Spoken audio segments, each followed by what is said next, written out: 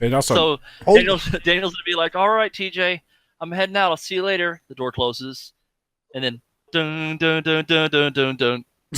I was gonna say there's gonna be a lawless pants wearing. Hey! Look, I look forward to a point in time where I can walk around with less pants as well. Okay. The only thing holding us back is running into each other and not wearing pants.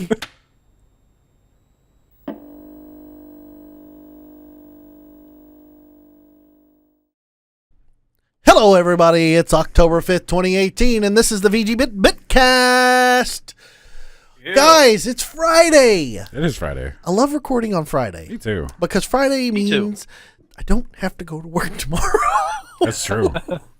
Sometimes I do. You do. Yeah. Friday usually means I don't.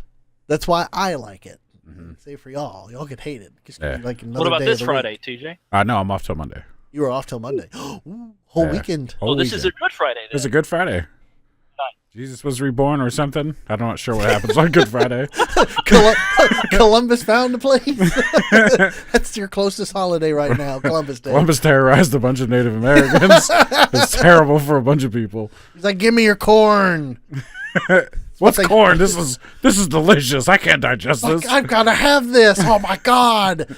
Let me steal all your native ways. I love that we have gone off the rails 30 seconds into the podcast. That's okay. The pilgrims will save us. Made it through the intro. That was it. Listen, if you have complaints, please send them to our email, Bitcast at you. What the fuck is Bitcast. Do the email thing. You can send your emails to bitcast at VGBits.com. That's BITCAST at VGBits.com. We will read your hate mail. Oh, we'll also read your love mail and your normal mail. And all your mails. Yeah. If you have any male mails or female mails. Yeah. Or somewhere in between. Somewhere in between's okay too. We'll read them all. As long as they're not Braille. Michael's like, I don't know why the fuck I showed up for this.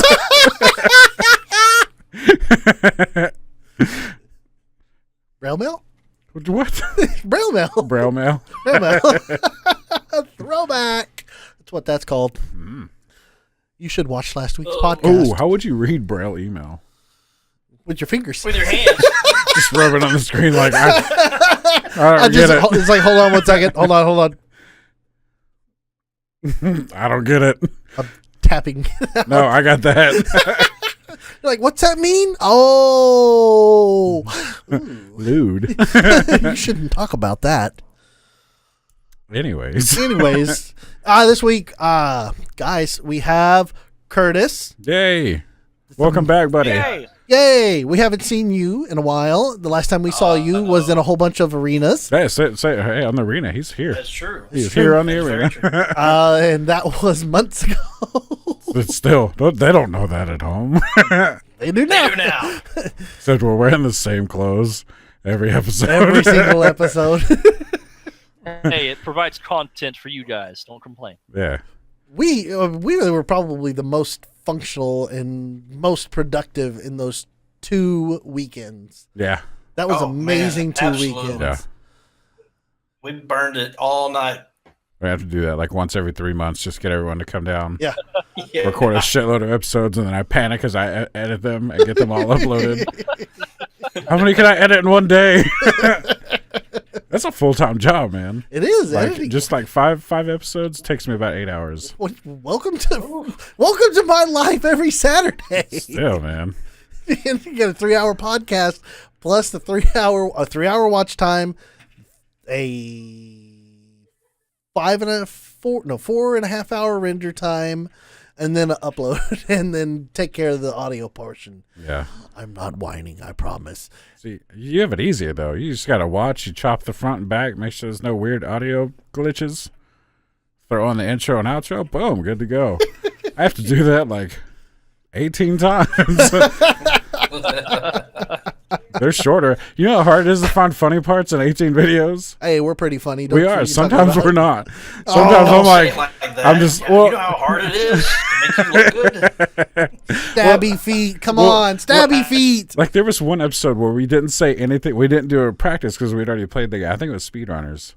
And we had already played the game. So we had no pre-record, which is where all the funny parts comes from, our practice rounds. Oh, yeah, that's true. And, like, we went straight into the game, and I was like, no intro for this one. Like we're just burning it down. Maybe I'm biased, but I still think my two favorite intros that you've done so far is whenever me, you, and Daniel were all like, doo doo doo doo. Oh, that was fucking hilarious. or the one we were in off-road challenge, and Daniel was like, we're gonna play some off-road challenge. Off-road challenge. I don't know. Those would crack me up so hard. Those were very funny. Those were long late nights. Yeah.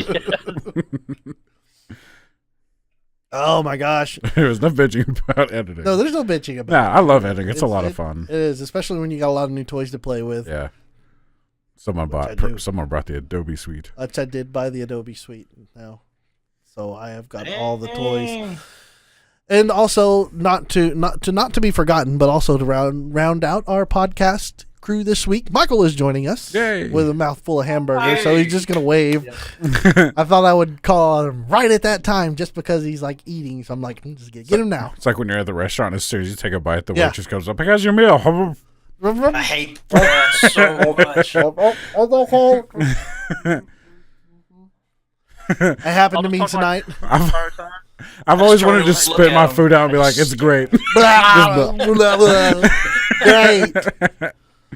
So good, I'm gonna eat it twice. That happened to me, except I didn't have the food coming out. The guy come back around. He's like, gives like 5 seconds. Literally walks away from the table. I go, finally, and I spin up some. I had a chicken parm. Mm-hmm. I spin up some spaghetti. I stick it in my mouth.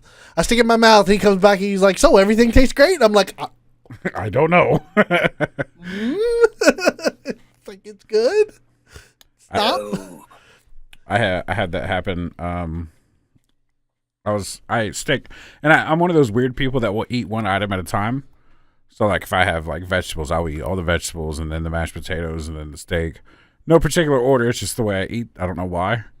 So like this one time I was just eating the vegetables and they come over like, "How's that steak?" And I'm like, "It's a whole, not touched at all." And I'm like, "I don't know yet." I don't know yet. I'll get there eventually. Still intact. Like I'm working. None of that's as bad as. I was going to say, none of that's as bad as whenever me and Daniel were kids and I had a mouthful of SpaghettiOs and he made me laugh.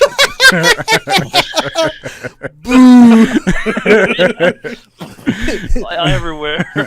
Jana's cone of cold, Michael's cone of SpaghettiOs. This causes a mild irritation, Buff. It's got a +1 against wall sticking. This shit will stain everything. Everything. Yeah. Including soda will stain everything as well too, Curtis. Oh yeah, that whole ceiling. It was bad. Yeah, that was bad. Curtis shook up a soda and it shot 3-liter Mr. Pibb. Oh wow! And we shook it up to the point to where we thought we were going to get away with it. And we opened it, and it sprayed the whole ceiling in the kitchen. By the way, does anybody else remember 3 liters? Yeah. I don't think they sell 3 liters anymore. Probably for good Probably. thing. That's like diabetes in a bottle. I remember buying them. I'm like, this is obscenely large. Like the caps were like this big. You like, put your whole hand in there. I remember, it's like way too big. Have giant, like mountain man hands to go. They were great change jars. You hold a shitload of change in there. Remember they used to actually have that hard plastic piece on the bottom instead of it actually the bottle being one formed clear plastic piece, that they used to have the large heavy duty thick plastic on the bottom of the bottles? I don't remember that. Yep. I just remember them being like larger versions of like this. Yeah. Well, we always had a bunch of those bottoms laying around that were extra because our grandmother would cut them off and put them over tomato plants. Yeah. Ooh. Oh, you know what? I think so. Yeah. It's like Sprite was the darker green, and Dr. Peppers were always black, and it was such a weird thing. It's like, why didn't they ever do the full injection molding on the bottles? And they're like, it's like, probably didn't have the ability to do it with bottles that big. Nobody understood how to do injection molding back in the 80s. Well, of that scale. I guess so. Structural integrity. We don't have the engineering power of plastic yet. These bottles are blowing apart every time we blow them up. Abort! We got detonation on machine 2. The whole factory's like blinking red. All you hear is boom. Oh God, line 2's down again. Shut it down. We got and we are way off the rails. It's okay. I want to animate this. I wish I knew how to animate shit. Oh, that would be great. If I had any artistic background capable and time. And patience. And well, patience is okay. Well, see, I used to animate stuff in Flash long time ago. That was fun. Well, I don't have I have ADD, so my patience and willpower to stay with a project is very limited. Yeah. I've learned a lot. I will say I've learned a lot, especially about After Effects now, and I can do some pretty cool stuff. So there's some stuff that I want to try coming soon, and I'm glad I've got that DSLR now. Yeah, because it's gonna be perfect for it. Great. Glad I talked to you and not sending it back. Yeah, that's true. Because I don't think you've used it since then. I have not. I haven't had an opportunity. I hadn't gone out riding 4-wheelers. The things are still covered in mud in my garage. Yeah. Haven't gone to Hawaii yet. Haven't done anything. Yeah, I haven't made it to Hawaii. You know, Let me eventually make we're my gonna 5:30 flight to Hawaii. Fucking first world problems over here. Exactly. That's me. Yeah. We'll make my Can't 5. schedule 15 minutes to go to the bathroom. I'm pooping. Leave me alone. I got my phone. It's okay. Text me through the phone. What do you need? You get a text. I need to poop. Fuck. Can you bring me toilet paper? Question mark?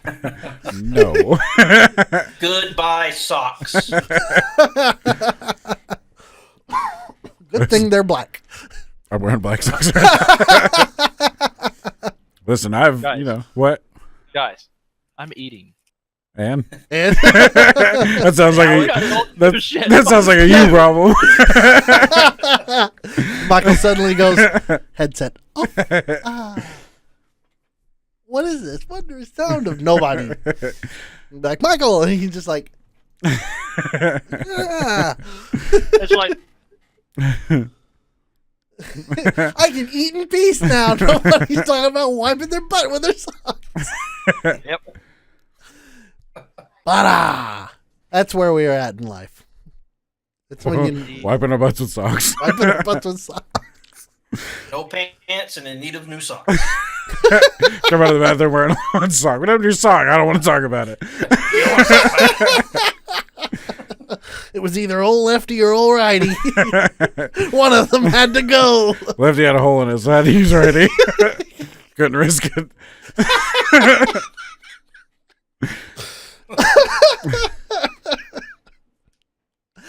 Oh Anyways, my goodness. That's enough about poop. That's true. We'll move away from that sticky subject. Sorry to everyone. And Michael, I know he turned us down. He did. Oh, yeah. He wants to be able to eat his onion rings in peace. Those onion rings look good, by the way. Yeah. It's so hard finding a good onion ring these days, and I wonder why. Sonic does pretty good onion rings. No, they don't. I like Sonic's onion rings. What is wrong with you? I have really low standards for food. I think the Crunchwrap Supreme is a modern marvel.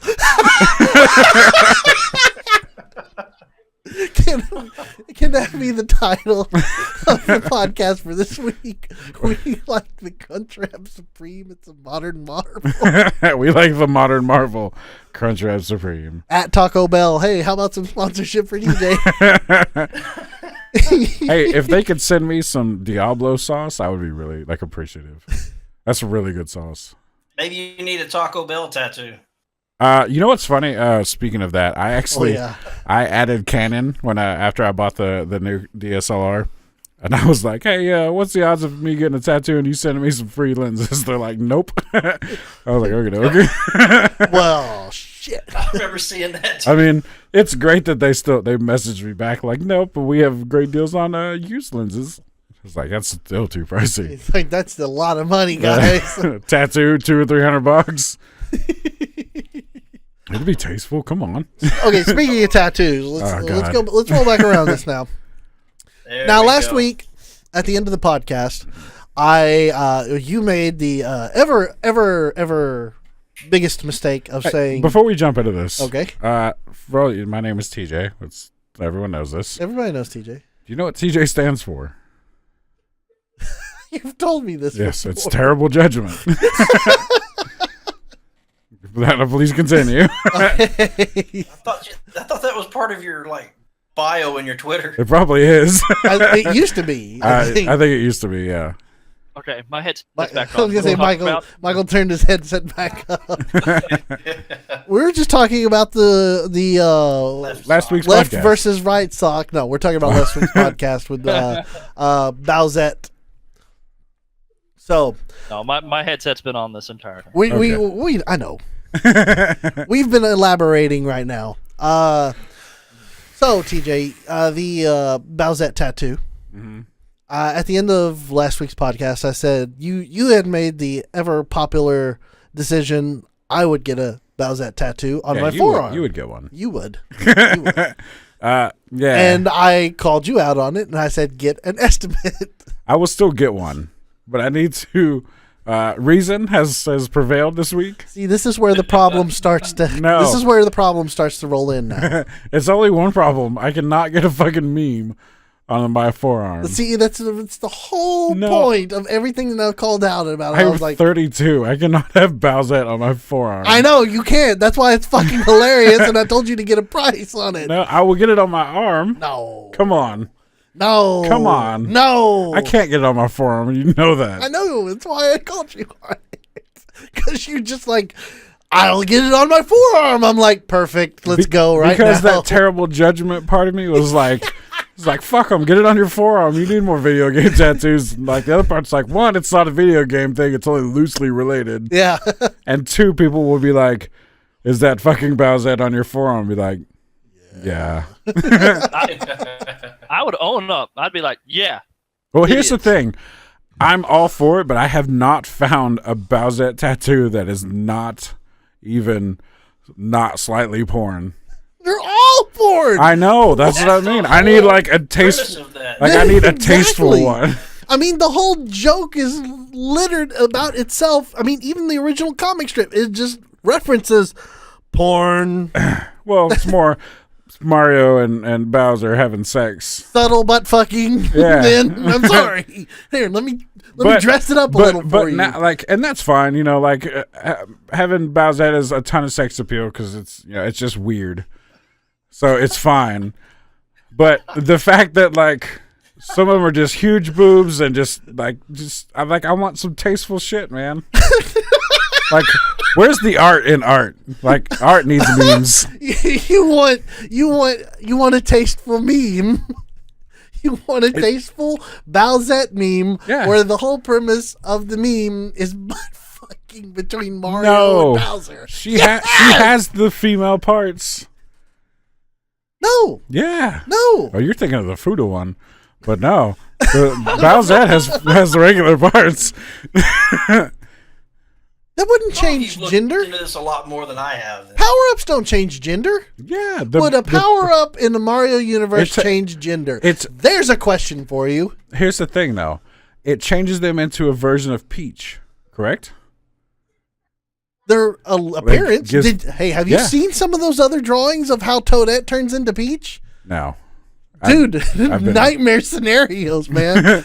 It's like there's these horrible eyes and a big mouth going, and stretchy toad head. I'm in for the sexy bits of this. I'm not into the weird, creepy fucking Nightmare on Elm Street version. Well, that's exactly what it looks like, man. Hold on one second. Let me see if I can find. I'll just stick with this. Thank you. Yeah, really, Michael. You've probably saw this before. The version of Toadette into Peach. I have not, and I refuse. What? So here I'll look for it right okay, now. You look for it, but on that point, I mean, it gives Bowser Peach's body with boobs, so you assume that he also replaces the genitals. Now, obviously, the sex doesn't change because he's still Bowser. He's just in a female body now.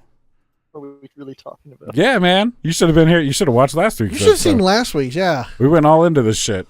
Hey, I'm done. also, by the way, I gave you props for not drawing Peachette I was actually going to ask you why and you haven't. Bowsette. Come on, man. I gave you big props, mad props on that, especially for doing Crystal from Star Fox. Oh yeah, that I did kind of jump on the bandwagon, but not with Bowsette. Yeah, but you didn't do Bowsette, and that's why I was like, yes, this is good. It's like, do something different. Don't follow the trend. And then it's like, well, everybody has to follow the trend these days. Yeah, man, you gotta stay relevant. Apparently so. Damn, where is this? Gosh, I saw this on a website. It was Nightmare. I mean, it looked like, okay, you see Admiral Akbar here? Yeah. This is like what was under the dress was like this right here. There's and Toadette's head in the hat portion turned into Peach. Weird. That's what it looked like. Weird. That's the best I could do. Admiral Akbar under the dress, Peach above. It was messed up. I wish I could find it, but I don't think I'm going to be able to in this short amount of time. So It's all good. Nonetheless, A modder put Bowsette into Super Mario 64. I saw that. I talked. yeah. That was talked about that last week too. Did you? Yeah, it was in passing. Yeah. I don't remember shit. I have. Yeah, he talked about it. I remember. Maybe I did watch a little bit of it because I remember hearing you talk about that. They did indeed put her into Super Mario 64. I saw the video footage of it. That's a nightmare scenario as well. It looked odd with her with Mario's running in. So tall. It was real weird. At first I thought, I was like, is that a Waluigi model? It was really awkward running. It's probably the same animation cycle for Waluigi for the game. Waluigi wasn't in Super Mario 64, was he? The DS version. No, he wasn't. You're right. It was Wario and Yoshi. Wario and Yoshi. Boy, Waluigi, he gets no love. That's because he sucks. What? An afterthought. Yeah. Waluigi's cool. No. Yeah. No. Yeah. You stick a fucking super crown on Waluigi, he turns into Waluigi. Have you seen that one? Yeah. Waluigi already pretty princess. God. I'm okay with that. Nothing happened. Yay. Exactly. It's like I'm okay with that. I'm not okay with Bowsette. I'm totally okay with it. Anyway, so you still haven't got your estimate on your tattoo for your forearm. Yeah. It's still got to be like $400 or $500. I don't think it will be. I think it will be. I think less than 3. Really? Yeah. That would blow my mind if it was less than $300 for a forearm tattoo. I'm not getting a forearm tattoo. Oh. I'm getting it on the bicep. I cannot get a forearm tattoo. I can bicep and be like, hey, Mario. Well, I just get it to where, like, when I'm in I just flex and be like, hey, yeah. While you're driving around, you're like, ah. Be like, that was weird. Like, what is wrong with him? They're fucking weird. So, guys, what is your opinion on Bowsette? I'll talk more about Bowsette when we go into the business. Ooh. Into business? Well, how about we go talk That's about our a business? sexy transition there. We'll talk about our business right now, Michael. Let's talk about your business. Sounds good. Let me start then. I'll start. First of all, more World of Warcraft. Playing a little bit of that, getting into mythic dungeons and stuff like that. It's nothing too much has changed since the last time I talked about it, so we won't get too deep into that. Unless you have a question. Nope. Nope. I know. It's like every time I've asked, because I'm only curious if it's gotten better or if it's gotten worse. And every time everybody's like, it's okay. So I'm like, yeah, it's good. It's the same game it has been. I can't wait for the patch that'll come out and make more quests and more story and stuff like that. So then I'll probably have more for you on that whenever that happens. I played. Okay. So moving on, I got this bad boy. it's shiny. Actually, it's not shiny. It's matte. It is matte. It's Matty. It's matte. Very matte. It's awesome, Matty G. Awesome, Matty G. It's the Oculus Rift for those who don't know, and plus touch controls, which are really slick and cool. They are awesome. Those look awesome. Have you played The Climb yet? I have not. Play The Climb. Would you recommend it? Yes, very much so. I would. Right. If you can get a, I'll give it a try. If you can find a cheap version of it somewhere out there, play The Climb. You will fall over. I haven't. Maybe I haven't tried no too many maybe. games with it just yet. I got it set up, and I played. The first game I played was Lucky's Tale, Okay. and that is actually really fun, being able to look around and look at the level around, and then you move around this little fox dude collecting coins and crystals and gems and stuff like that. Yeah. Really fun game, and the VR adds a lot to it. We were talking about this before the podcast started, but we were saying how when you play a game on your computer, you're looking at your monitor from way over here, and you're just like, oh, this is kind of cool, whatever. But with the VR, it's right there on your face. Mm. So when it loads up and you move your face up close to something, like this cup, for instance, Yeah. Nondescript soda cup. it feels close to you. It feels like you can reach out and touch it, and it's just so weird. VR is a whole different experience that I was not expecting. Yeah. And that's easy to see in games that have VR support and are also not VR games, like Elite Dangerous. Like I've played that in 2D and I've played it in VR. Way different game in VR. Mm-hmm. Like, Wow. yeah, like you just it feels because when you're in the game, your view is locked forward, and you have to move the mouse to look around. But when you're just flying around, you can look up, and it makes targeting easier. I think it adds a lot to certain games. Obviously, not every game is going to benefit from VR, as we've seen from games that added VR and weren't too great. It's pretty cool. No. Like, I didn't expect much of it. Yeah. Whenever before I had one, I was just like, VR. Who needs that? Yeah. But I decided to give it a try, and now it's like, holy shit, I need more. Yeah. Yeah. And now I haven't played the Vive. Mhm. I haven't messed with the Vive or any other of the VR systems. The only one I've messed with or played with is the Oculus.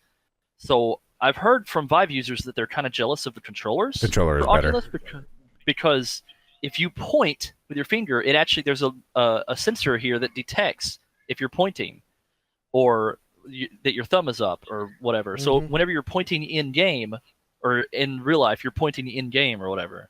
That's And cool. that's really cool. So yeah, Lucky's Tale.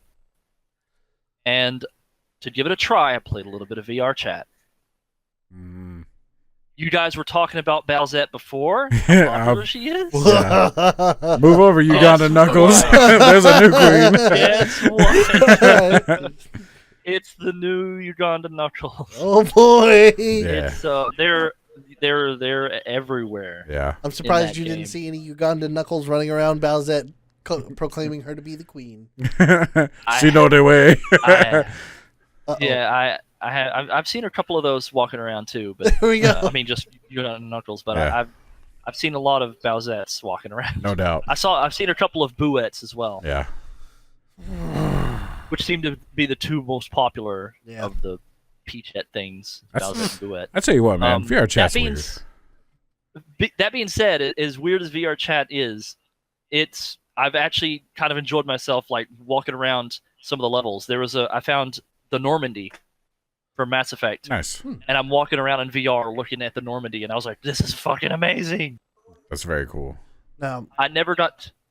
Sorry, go ahead. no, go ahead, Michael. Sorry. I was going to quickly just say I never got to experience Silent Hill's PT demo. Mhm. I never got to experience that before Konami canceled everything and got rid of the demo and all that stuff. I never got to experience that. They have it completely remade in VR chat. Oh shit! Wow. And I was walking through the hallway in VR because a friend of mine told me about it and invited me to the world, and I started walking, and then that bitch was around the corner, and I looked around the corner like I had to move my head. I was just like, "Fuck this, I'm out." Like nope, VR horror, nope. horror in VR is a whole Yeah. different story. It's- I mean, it's- that's fine. I've heard all the things about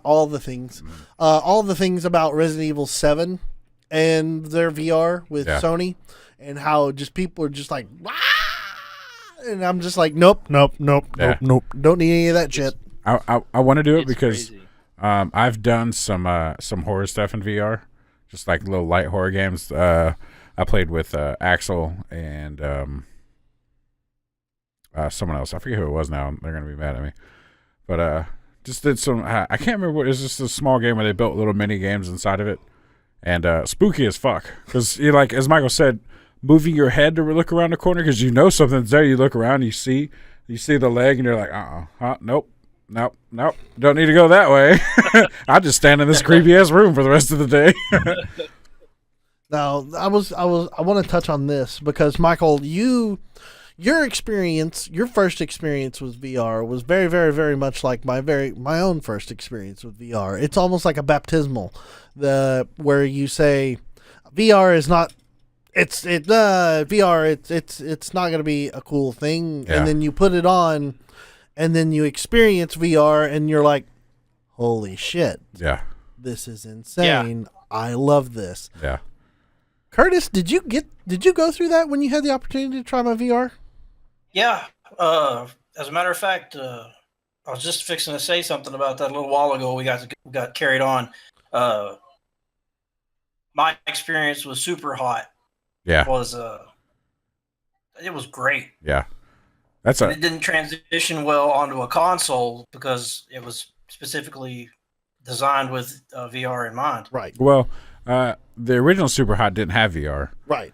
Which I played a lot of, and actually did that on my channel a long time ago. Yes. And a great game, and it worked really good on PC. I don't know how I'd feel about it on console with controllers being the way they are. But in VR, that's where that game really come to life.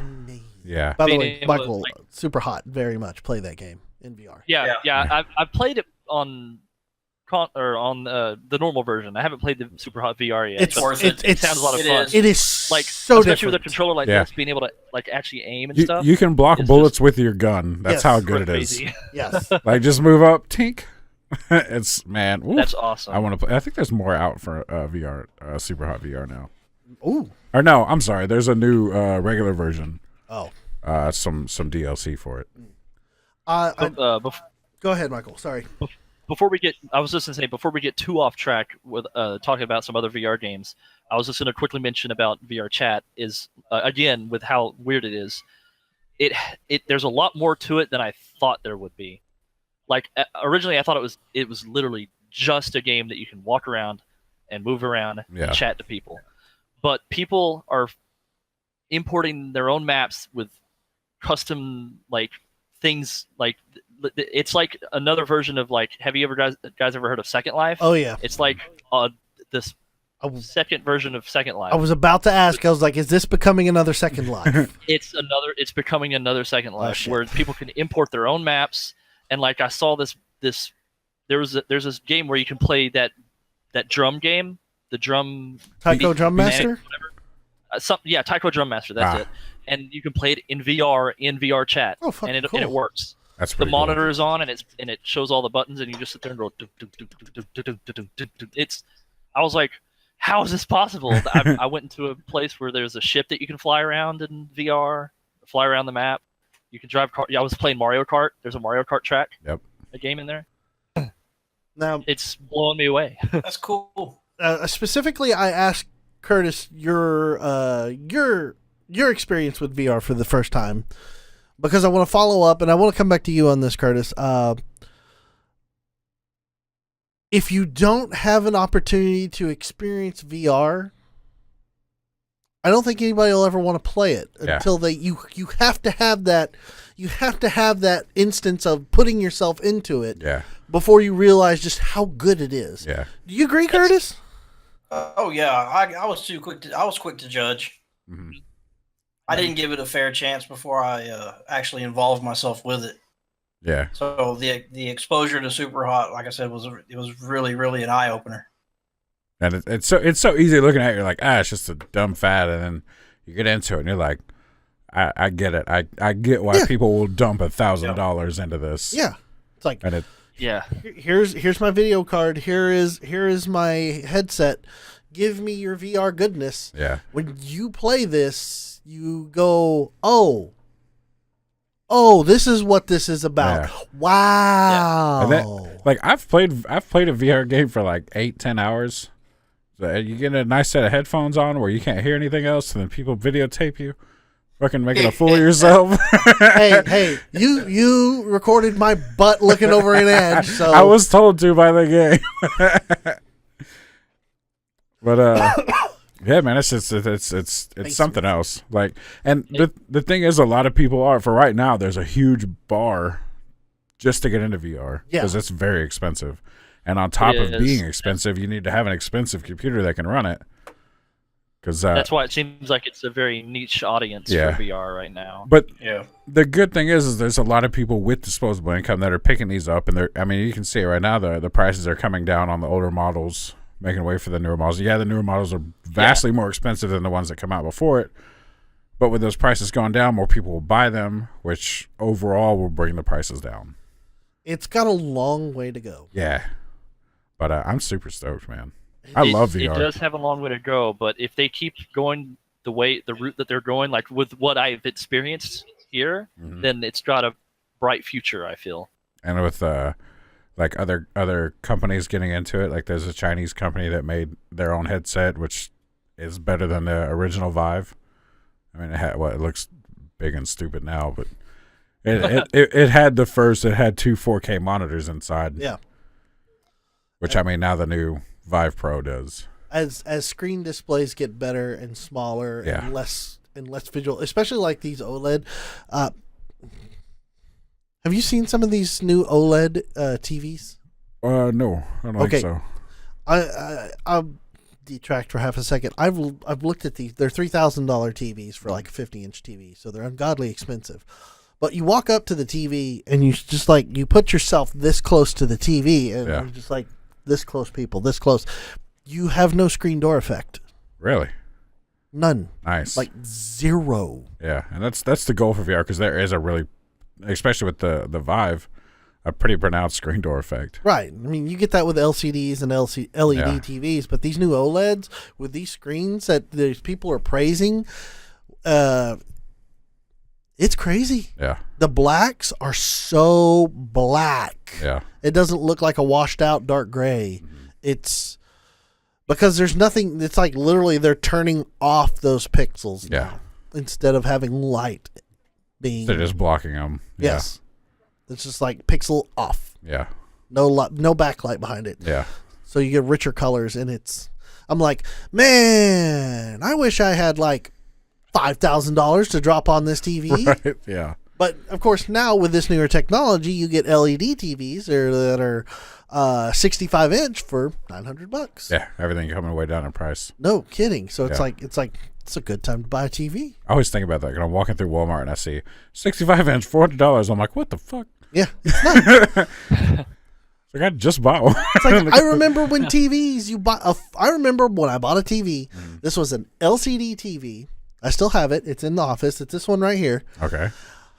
When I bought that, it was $1,600. Damn. For that TV, LCD TV. It's a Sharp. It is over 10 years old. Yeah. Picture still looks great, by the way. Oh yeah, it looks really It good. is this TV has lasted, but $1,600. Yeah. For a 46 inch. Yeah, for that model now, you could probably get it at Walmart for like $250, $300. Yes. Yeah. It's a great time to buy a TV, people. Yeah.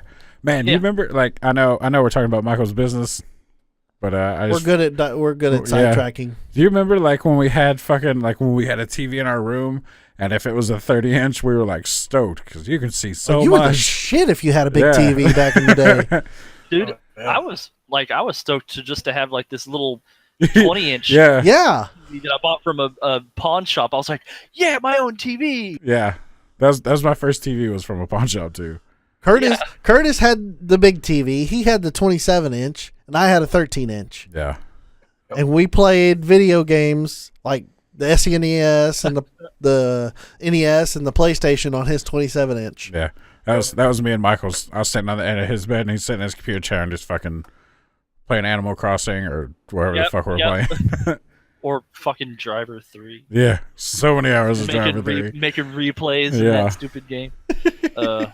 But, we made fun out of that shitty game. Yeah. So we didn't have OBS. We had fucking VHS. We were running. We were running it through.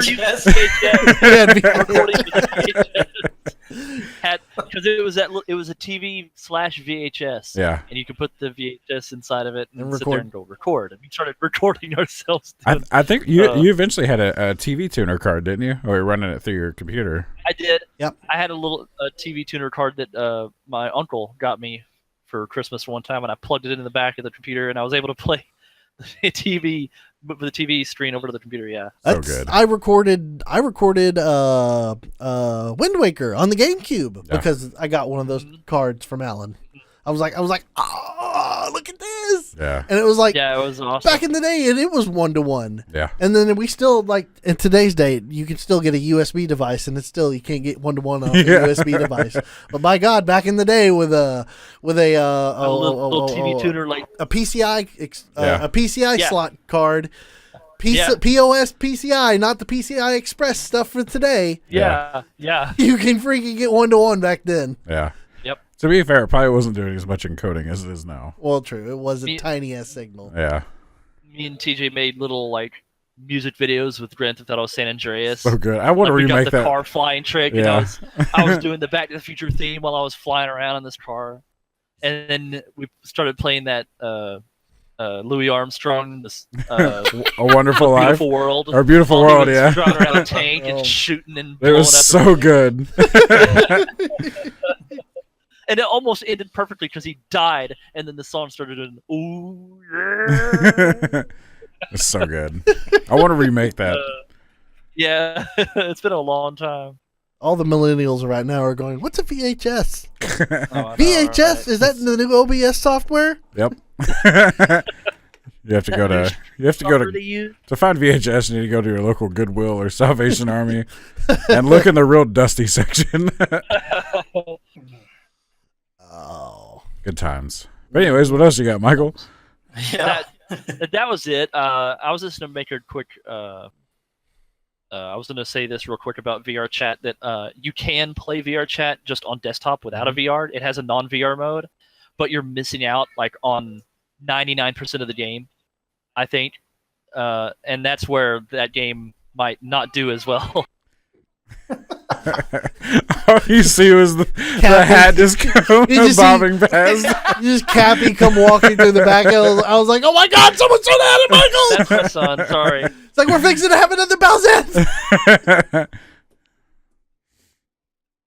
Oh man, Be Capet.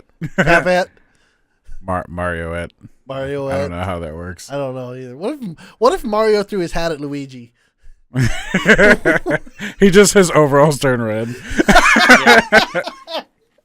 It's Anyway. me. Anyway, that's all my business this week. So Okay. Curtis, why don't you tell us about what crazy things have been going on for you lately? I lose audio. I don't know. Did you? I don't know. There you are. There we Okay. go. All right, Curtis, it's your turn to share your business with us. Oh, mercy. I've been busy. You've Just living life, and been gone for a while. and I've been busy every day since then, between work and the kids being involved in their activities, and it just keeps me hopping. I built a parade float, which I fell through. Heard that from the Peanut Gallery. Yeah, Peanut Gallery thought that was pretty funny, but it was. I got bruised up pretty good on that. I kind of messed up my right knee a little bit. It's healing, but it's okay. I'm getting around. I was saying we saw the photos in the. I sent some photos in the mod chat, and it was like, I ooh. sent some to Cody so he wouldn't miss out on that. But that's been fun. Really hadn't played a whole lot. I think I played a little bit of Towerfall with the family. Played Towerfall with you guys the other day. Oh, that was so good. It was really good. That was fun. Beat That our was ass, so too. great.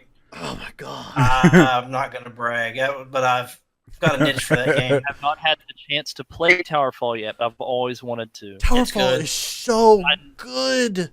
I know. It's I well know. made. What are you doing over there? I'm adjusting my sock. Leave me It looks alone. real weird with you. Are you fixing to lose a sock? He's like, wait, it feels so good. And I'm like, what are you doing? Good old righty. Hey, lefty is for one side, righty for the other. Okay. No. Oh. Sorry. Use the other one to wipe the sweat from your brow. Gross. Anyways. Go ahead, Curtis. Real quick, can we take a quick break? Yeah, we can take a quick break, and then we'll be back He's with got to Curtis. use a sock He's anyway. got to go. Michael's got to go use his socks right quick. He'll be right back. So we're gonna take a quick break. We'll be right back. After this.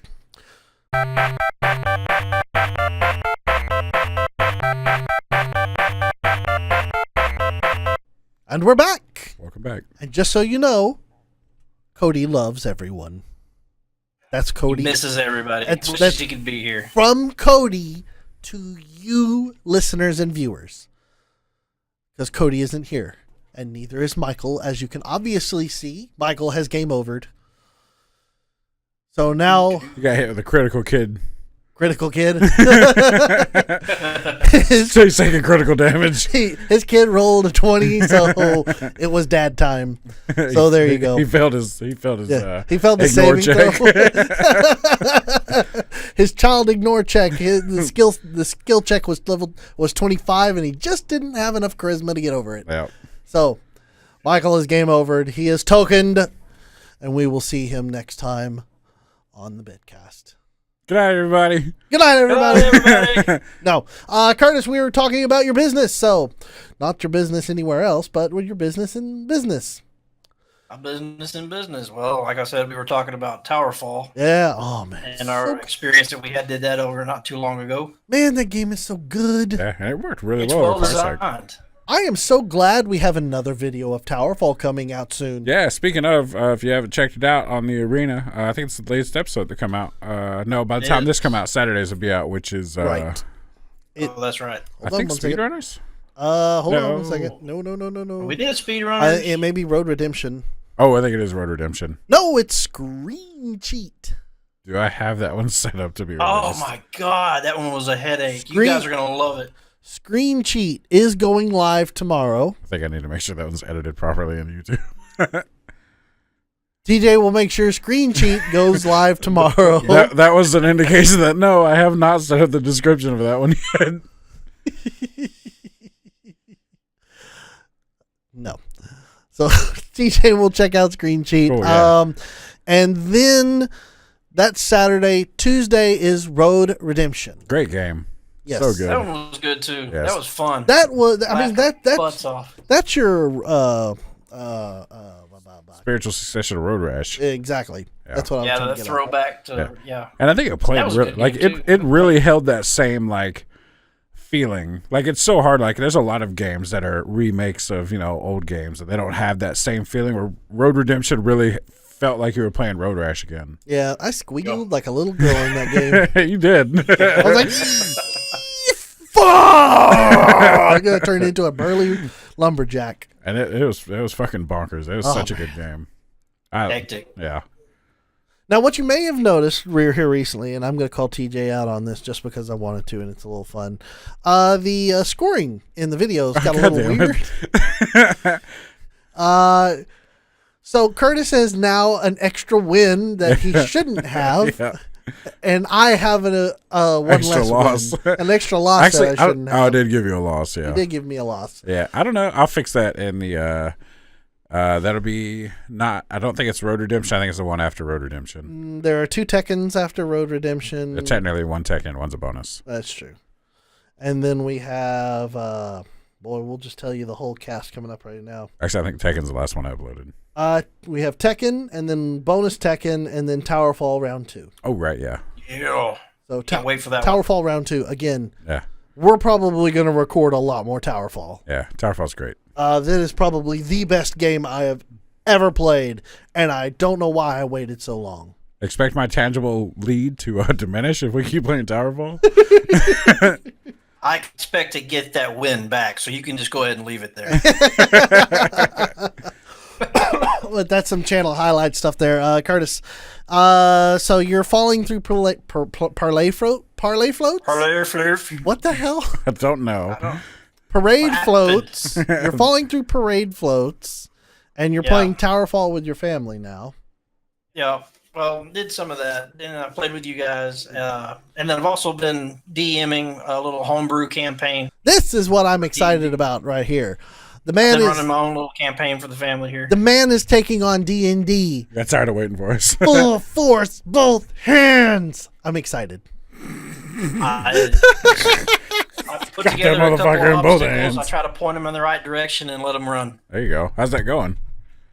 Sometimes it takes a lot longer for them to get where I want them to go. Well, Then a lot of free will is involved in this, and Yeah. it doesn't quite work out like I want it to. Well, which makes it fun. Yeah, I mean, we talked about that last week actually, where your players have more agency over the game world than you would really prefer them to have. Yeah. Like it messes with your story, but it's like some DMs just roll with it, and they I don't really have anything like a massive story. A lot of it, I'm just shooting from the hip as we go along. Yeah. That way, I can make those free changes without having to feel like they've wrecked everything. Yeah. I can take the encounters that I want them to have and move them. Yeah. And just change the layout. Yeah, that's we talked about that too. Where it's if your players do like go off the rails and go somewhere else, they don't know what's coming up ahead. You can just push that in front of them. You just have a lot of fun with it. You just change some wording, and instead of in the dungeon, they're in a mansion now. Yeah, we just got so they've got their characters made, and they're going. I've got character sheets printed out, showing them how to roll the dice and what to add when and what modifiers they fail at. So that's so cool. Yeah, it is. It's been a good experience for me, and it's really, really. I've got a character that's absolutely dying to play, and I've got some great plans all the way up to level 3 for him already. I just cannot wait to get my hands involved in this character. And I know last week, or it may have been the week before, we were touching on the D&D show for the channel. There's still more to come with that. The difficulties that we have with something like this, and I feel like I'm talking like William Shatner for a second. I'm trying to remember my lines. Oh, no. The difficulty that something like this is in trying to put together a D&D show, especially because we're all adults. What the hell are you doing? I'm trying to find a good place for my microphone. Under your It mouth. blocks my beard. Your beard's got nothing to say. My beard looks good though. It's a fucking character feature. Here you go. Turn your microphone upside down, block your face, and you have your beard showing. You just be the beard. All podcast. Hello. There we go. It's great. Let's just do that the rest of the podcast. I wasn't trying to derail. I was more just my ADD got a hold of me. I have no control over this. Take away that road arm from you. You can make it just a couple of 2x4s nailed to the ground. You're like, I can't move it. Like, I'm not points. Honestly, I would rather just have a mic stand that was right in front of me. So Probably. I could I had. If you take away my options, I will not explore them. Now, see, I move a mic when I move around just so I make sure the mic goes with me when I talk. Well, I do too, but you're moving a mic to put it in front of your face. Well, that's because I'm trying to get I want to get maximum beardage. Well, yeah, beardage. Because I mean, come on now, come on now, look at that. God damn, that's a good looking beard. Nobody can hear you. I don't care. They can see me. I'll have to put subtitles down. Like, come on now, take a look at this beard. Sexually rubs beard. Hey man, that might work for some people. You'd be like, oh yeah, let me rub that beard all over that microphone. Like, what is that? That's DJ's beard. I was like, oh, okay, cool. Pardon me. Oh man. Anyway, I was talking about D&D and trying to start a D&D show for the channel, and what I'm running into, and I've really got to kind of discuss it with the guys, is trying to make scheduled time to actually do this, because we're all adults and we all have things in life that just absolutely murder us on a daily basis. So yeah, we're trying to make a D&D show happen. Will it happen soon? Hopefully. We've got to work scheduling out. I just want to make sure it's clear, because last time we sat there and said that people may have gotten a little excited. Yeah. Like, D&D show, and I'm like, let me figure this out. I wish we had brought this up. Kind of. I mean, it's a good idea. It's a fun. It's still a good idea. I'm ready. I have got so many toys now for being a DM. It's unbelievable, and I'm excited to implement them. Gotta find time. Yeah. So Your DMing sessions, much more fun than mine at the moment, probably, because mine are non-existent anyway, Curtis. It's been a good experience. I'm not going to knock that. I found the way. Fucking hell, man. This guy here. I was being quiet about it. I just happened to give a thumbs up to the people watching at home. What the hell I'm still doing over here?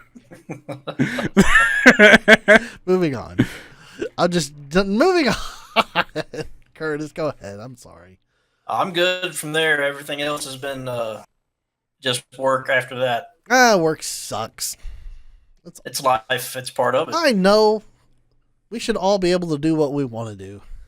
I tell you what, it'd be more entertaining if I could actually talk about the crap that I physically do on a daily basis. Can't do that, though.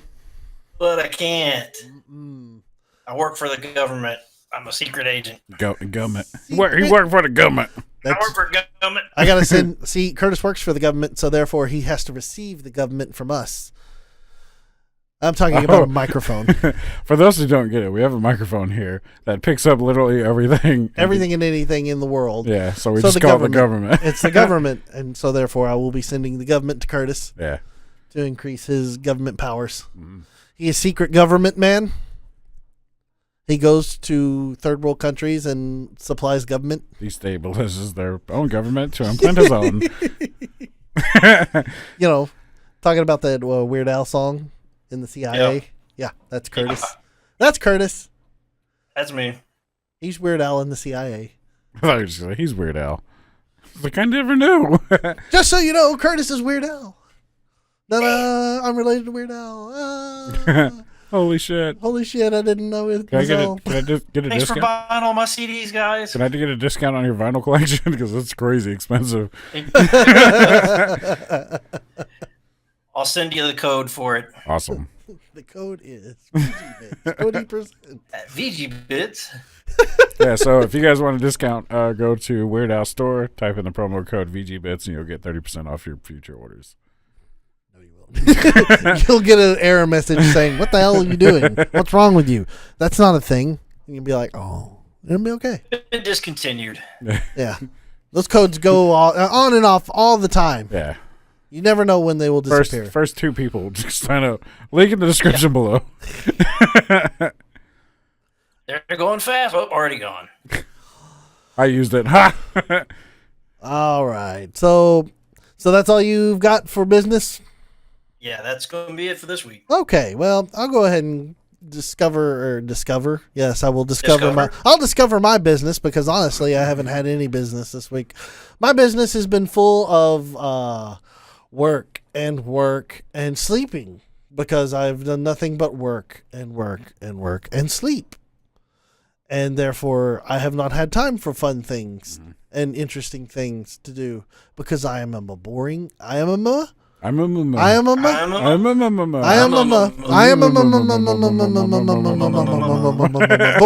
adult. Everybody's Sad like, what the face. fuck was that? That's our mental issues. We all became motorcycles for half a second. Acts of randomness. I've been doing a lot of adulting. Like last week, that's what I was doing last week. I've been doing a lot of adulting this week. Reasons I cannot reveal right now, but coming soon, you will find out. It'll be interesting. That's for sure. Yeah. Lots of surprises. But outside of that, I'm still waiting for my Galaga machine. Oh, yeah. What's the word on yeah. that? I got 10 more days. That sucks. I know. That seems like a long time that you talked about that, though. Well, I talked about it last week. It was only Well, I weekend. mean, It's not like ordering off Amazon. Yeah. Well, it's pre-order. Yeah. Oh, Everything okay, yeah. everything ships October 16th. Nice. So I get it on the 18th. So technically it's 2 weeks from now. But I'm like, I want my Galaga machine. I want to sit down and play Galaga all day long, because I really want to play Galaga. Yeah. And just playing it on a computer just doesn't do it for me. Or a console. Yeah. Gotta have that joystick and the button. Just like, pow, pow, pow, pow, pow, pow, pow, pow, pow, pow, pow, with those noise I effects. don't think Gallagher made Blue's Clues Boop, boop, sounds. boop, boop, boop, boop, boop, boop. Blues Clues. Yeah. Pow! Pow! Pow, pow, pow, pow, pow, pow. Pow, pow, pow, pow, pow. Guys, we're in our 30s. We really shouldn't know what Blue's Clues. Well, We are looking for blue. Curtis is allowed to know because he has Hey, kids. I know I what. had a 3-hour DVD that would start itself over. Oh, and it no. just ran over and over and over. Yeah, the kids loved it. Hey, I know what Blue's Clues was because of Michael's nephews. They Oh, are yeah. 20 years old plus now. That freaks me the fuck out, man. No kidding. Like Yeah. I saw them not too long ago, and I was like, "Who are you people?" It's like y'all don't look like the kids that were little Yeah. when we grew up. They're a little bitty now. They're taller than we are, and it's freaking me out. It's terrifying. I don't trust kids. Yeah, they're I don't getting trust too big people. now. I don't trust people that metamorphose into adults when I don't see them. I don't trust you being 21 years old now. Yeah, you're lying to me. It's always weird though, like when you like know kids before they hit puberty, and then you meet them a couple years after, and you're like, "Who the fuck? Like, how did you change You're, colors? you're an adult. You're an adult now. That's weird." Yeah. It's like, this is not what? Huh? Okay. You're a fat little kid the last time I saw you. It's crazy. Yeah. It's so crazy. But, Not to say that his nephews were fat little kids. They weren't. no, they weren't. I was actually talking about another kid. Another kid. He was I'm gonna put him on blast, but he doesn't listen, so I don't care. He's a fat little kid, kind of just a little shit. I really didn't like him, and then I saw him not too long ago, and he's playing football in high school. I was like, "What in the fuck?" I don't like it. It's weird. Just like middle child soap. Yeah. Sorry. I saw you post that on Facebook, and I was just like, that's fucking. My brother's got a middle child complex. Like, it really doesn't, like, we don't treat him like that, but he has that like middle children have that perceived like no one loves me, and he's just a fucking attention whore. So like I saw that on Reddit and I was like, "Oh, Tony, look, soap for you. It's largely invisible." Oh shit, man, that was just too funny. I was laughing my ass off when I was reading that. I was like, "Oh god, that's too good." I thought it was pretty funny. I liked it. It was funny. It was great. Other than me dying for my Galaga cabinet to arrive and working with here's the thing that I've been doing, updating the channel's logo art. Oh yeah, Hell we yeah. both been working on logos. TJ and I have been putting in some time here recently in updating the logo for the channel. Mhm. TJ now has a wonderful pixel art VGBits, Yeah, and I have a very stylish and sleek VGBits logo way cooler than my logo. that is the new logo for the channel. Yeah, And I've started to update all the artwork. That is a long job. yeah, So therefore, there is another thing that I've been doing that isn't video game related, but channel related. yeah. If you're looking at this on YouTube and you're looking at the screen now and you see the big old school logo, you're like, "Hey, that's old." You're like, That is "Yep." exactly right. It's old. I haven't got there Yeah. yet. So Takes time because there's Eventually. there's a lot of those. yeah, there is a lot to change. Yeah, It is a lot of work. yeah, And I am one person slowly trying to do it all. yeah. So I'll get there eventually, but nonetheless, you will see the transition happen soon. Yeah, it's on our Twitter right now at VGBits. It's on our YouTube channel, or is it on the YouTube? It is on the YouTube. Yeah, it's On the YouTubes. It's on the YouTubes. on our Discord, which there's a link in the description, or should be. There is now a permanent link on nice. every video for the Discord and all of our Twitter accounts and every YouTube video. So Excellent. you will find us Y'all come all see us. there. Yeah, I want to say all the ones on the arena are permanent, but I haven't actually checked them in a long time. They're supposed to be permanent, but yeah, I haven't checked the arena ones in a while. So But yeah, follow us on Discord, follow us on Twitter, follow us Absolutely. on soon, soon to be on Twitch. YouTube. Yeah, Soon to well, be doing stuff on technically we are on Twitch, twitch.com/VGBits. We Yes, just don't post anything in there yet. Soon we're gonna have the live TV feed Yeah, going. yeah, we'll be So where running. you'll just running the channel 24/7 of all of our old content. Yep. So people Or can tune in and check out. Cringy ass pre-20 podcast I think things got better from 10 forward. Yeah. Because you've got to start somewhere. Yeah. We were earning our wings at that time. Same production quality though. We've been rocking mostly the same equipment the whole time.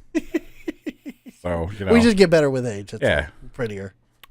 Look at this guy. Right I don't really want to go back and look at old episodes. I watched old episodes. Oof. No, it's okay. Is it? Yeah, it's not. The lighting sucks. Yeah. That's all I see. That's the biggest change was the lighting. That's my problem. All I see with all the old videos is like the people are still hilarious. It's just our lighting blows. Yeah. It's amazing what lighting can do. Yeah. I digress, though. That has been that's my business. TJ, what's your business? Oh, man. Oh, man? Yeah, what the hell did I do last week? I don't know. remember. You've been working. I've worked. Yeah, I've been working a lot. I went to California. Oh, shit. Yeah, it was nice. It was nice. Oh, yeah, I bet that was a nice drive. Went to L.A. I went to north of L.A. and then I went into L.A. Oh, joy. And then back to Dallas. That was fun. But game-wise, nothing new. Still been playing Rebel Galaxy a little bit. Still having fun with that. I went. I think I talked about this last week. Instead of because last time I played Rebel Galaxy, like really got into it, I did the whole space trucker thing, which I do in every game, like EVE Online or Elite Dangerous, because it's the easiest and least risk-averse way to make money, and it's boring as hell. But I started playing and I was like, man, I really want to just ferry shit. I don't feel like looking at the market because there's a market in the game. You can read news, find out what systems are having a famine or which ones are at war or all kinds of stuff and all that, basic economy style trading games. And I was like, I really want to do that. I just want to shoot people. So I traded off my hauler and bought a frigate. Fucking went to town. I'm making so much money now. Like, it's slower, but I'm making it at a better pace. It's a more consistent pace. So I'm not going to a station and be like, well, this station doesn't have what I need to sell, or I'm carrying a shitload of illegal freight, like slaves. Because, like occasionally, like when you're as a merchant, you'll occasionally have to fight people off. And occasionally you'll fight people and it's like they have slaves. And like the moral part of me doesn't want to leave them in space. So I scooped him up, and the only way to get rid of him is to sell him. You're like, the other part of me is going to sell you now. I feel bad about it, but at least you're not in space. It's like, hey, you're not going to die. You're just going to be in permanent enslavement for the rest of your life. And there's actually a mod for the game to change the slaves to it's basically just a made-up drug for people who have an aversion to selling slaves as any normal person would. Human trafficking, yeah. Yeah. Like, I'm not sitting here saying, human trafficking's fine. It's, I'm making all kinds of money. I think you can, but there's also a lot of military, and they're always scanning your ship. But I don't really mess with illegal cargo because it's a pain in the ass. But occasionally I pick it up by accident because, like, you're fighting off other enemy ships, and they're dropping tons of stuff. So I'm like, just scoop. And then I'm like flying past the military, like, you have illegal cargo. And I'm like, oh, I have it dumped later. I don't need it. But I mean, it's a really fun game. It plays really well. I've talked about it before. I just really like the game. I like the ship designs. I love the music, even though I've added all my own music now. But I mean, the in-game music is really good. It's just there's not a lot of it. It's the same, like, I think maybe 5 to 10 songs, and they're good. They got this like the sort of the rockabilly type music, just electric guitar, but with that like southern rock style. But really good. I mean, I love the music. It's just there's not enough variation, so I just dumped my metal folder into the games. Just like that trucker in Cowboy Bebop. Yeah, yeah. Oh God, that's another thing I would love to talk about, but we can't. So, no anime. Are we talking about Cowboy Bebop? Because I love Cowboy Bebop. Cowboy Bebop is great. Yeah. It's an anime that just came out this season. We'll talk about that on the anime podcast. They're in the anime podcast. One day, man. One day, We'll maybe. call it a different name. We'll call it Oh God, Why? Oh my God. Because that's literally what I see. Oh my God, I just know the name of it. We can call it All My Podcast. Oh my podcast! Oh my God! Oh my podcast! I like it. Okay, we trademark that shit before this episode comes out. Shit. Why? Fuck you, All Systems Goku. Yeah. I love Giant Bomb, man. Yeah, they're all right.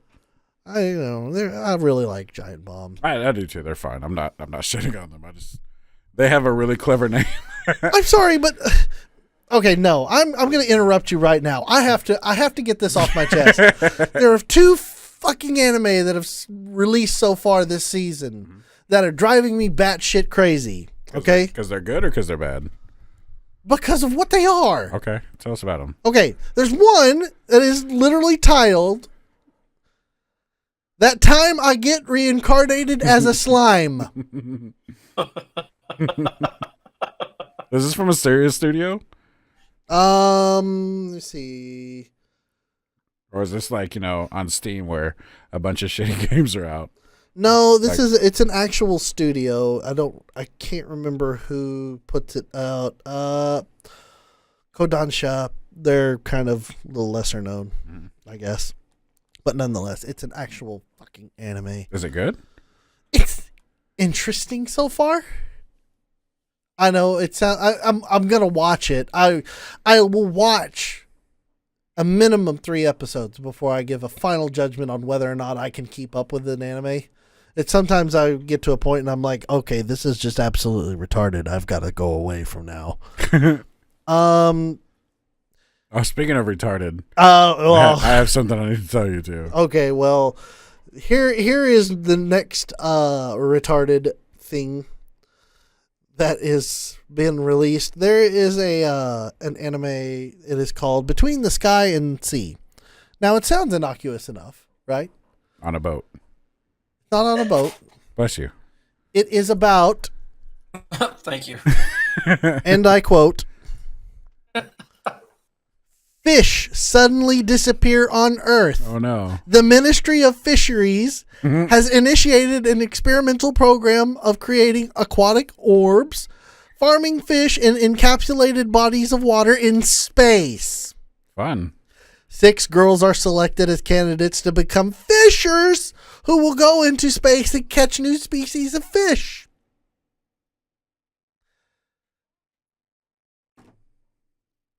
What? Sounds like a lot going on right there. Yeah. There is not a lot going on. Yeah, It's a lot of stupid. That sounds real dumb. I watched the first episode. Was it dumb? Yes. They're like, they have these little pods. They jump into the water and they're trying to capture a fish. And then apparently there's this whole stigmata that's in this episode that women fishermen are not as good as men fishermen. Oh, good. Because, they're going to play up to that whole... boundaries. Yeah, they're going to play this whole bullshit thing. Fun. And I'm sorry I'm going into this, but it blows my mind. Yeah. So they have to put their phone in the little pod and select a god to assist them in their fishing. You just summon a god on your phone? They summon a god on their phone to help them with their fishing. Fuck yeah, man. The future sounds great. Shiva, this fucking dude is just pissing me off. Destroy his whole family. And whatever god they summon, they get one of them has a trident and one has they turn into Sailor Moon girls. No, the fishing pods get a fucking trident or What? fucking big ears that find fish or yeah. Oh, this sounds real dumb. Yeah. It sounds real dumb. It's so bad. I'm sorry. It's just it's like, why? That sounds real dumb. It's like, Japan, come on now. Yeah. I know you're running out of ideas, but come on. I am gonna watch the slime thing though. That was weird. Yeah. The dude gets shivved in the first episode and killed. Nice. I was like, okay. That's a good precedent. It's like, here we Well, go. I mean, yeah, you got to turn into the slime somehow. You're going to get reincarnated into a slime. You're Reincarnated? Reincarnated. No, I'm going to turn into a butterfly. All right. All right. I'll stop now, but I'm sorry. I'm sorry. I apologize to everybody else who doesn't like anime. I watch this stuff and I just wonder why I'm doing this to myself. Yeah. So tune in for the next episode of All My Podcasts. All My Podcast. This is the All My Podcast minute for the podcast. Yeah. I like that name. I do too. That is I really want to good do name. I just want to watch anime now so we can use that name. We are going to make a podcast, me and you, for All My Podcast. Yeah. And then we'll have Mike pop in if he can. Here's the idea for it. It's gonna be anime, movies, TV. Oh shit! Yeah, that's our TV podcast. Yeah, we've done it. We've got it. We figured it out. Yay! Okay, stay tuned for more podcasts from D&D. Coming soon with D&D and is On My Podcast. Yeah, perfect name. Great. We've got copyright 2018 VGBits LLC. I swear to God, if somebody uses that, I will hunt you down and break your it's legs. Here. Yeah, I will break your legs. Okay, that's the On My Podcast moment. Okay, all right. Back to your business. Sorry. So, speaking of, I don't want to say retarded again. So there's the anime. No, it's worse. Oh God, it's worse because no. I picked up Snow Crash. Yes. Yes. Okay. I want to get. I can't remember the author. I Oh think my it's Neil God. Stephenson. Is that what it is? Oh my God, this is so good. I'm gonna tell you guys something. Vindication. This might be the worst book I've ever read. And TJ has read a lot of books, people. My Audible library alone has almost 300 titles. Just to put that into. And Audible isn't the only thing he uses. I used to have physical, and I've had other means. So probably around 500 audiobooks. Just audiobooks, not coding books I've actually read. It's written by Neil Stephenson. Yes. It's from, I think, 91, around early 90s. So I'm going to excuse a lot of stuff because this is a very 1990s-esque book. Some problems I have with it. I think he was 15 when he wrote this, and he was living out just the fucking 15-year-old fantasy, and like no one stopped him from. I didn't get very far. I made it like 2 or 3 hours into this book, and I was like, I can't. No. I can't. I couldn't do it anymore. No. I stopped. There was no way. No. Dude, I was listening to it at a time and a half speed, and I still couldn't. You have got to finish it. I can't. You have it's to. So bad. I know. You have to. No. I did it. I don't care. It's so bad. I was so bored. No. You have got to power through. It only gets worse. That's not a selling point. Here's the thing. I can't wait to read this now. Here's the thing, though. Neil Stephenson wrote one of my favorite books called Seven Eves, which I read not too long ago at the behest of awesome Matt G, which is a really good book. I don't understand what happened between 1990 and now that created... obviously, 20 years or 15 years difference. How fucking long has it been? Oh, God, it's been almost 30 years. Don't say it, yeah. Wow. It only felt like yesterday. But, oh my God, it's the worst book I think I've ever read. And it has a 4.6 rating on Audible. I know. I don't understand it. I'm like reading the because I was like skeptical of everything I said. Yeah, yes. Obviously. I mean, I'm innocent until proven guilty kind of person. You're like nose up. Daniel doesn't know anything about ebooks. Listen to this guy. It's so terrible. Like, not even just getting into the name of the character, hero, protagonist, which is just fucking dumb. And I don't even think it's not his real name. It's just what he goes by. No, it's his name. I don't think it is. It's his name. I forget because I blocked out a lot of it. It's his name. It's so dumb. His name is Hero. He delivers. it's Jiro. I mean, I get that, yeah. But here's the thing.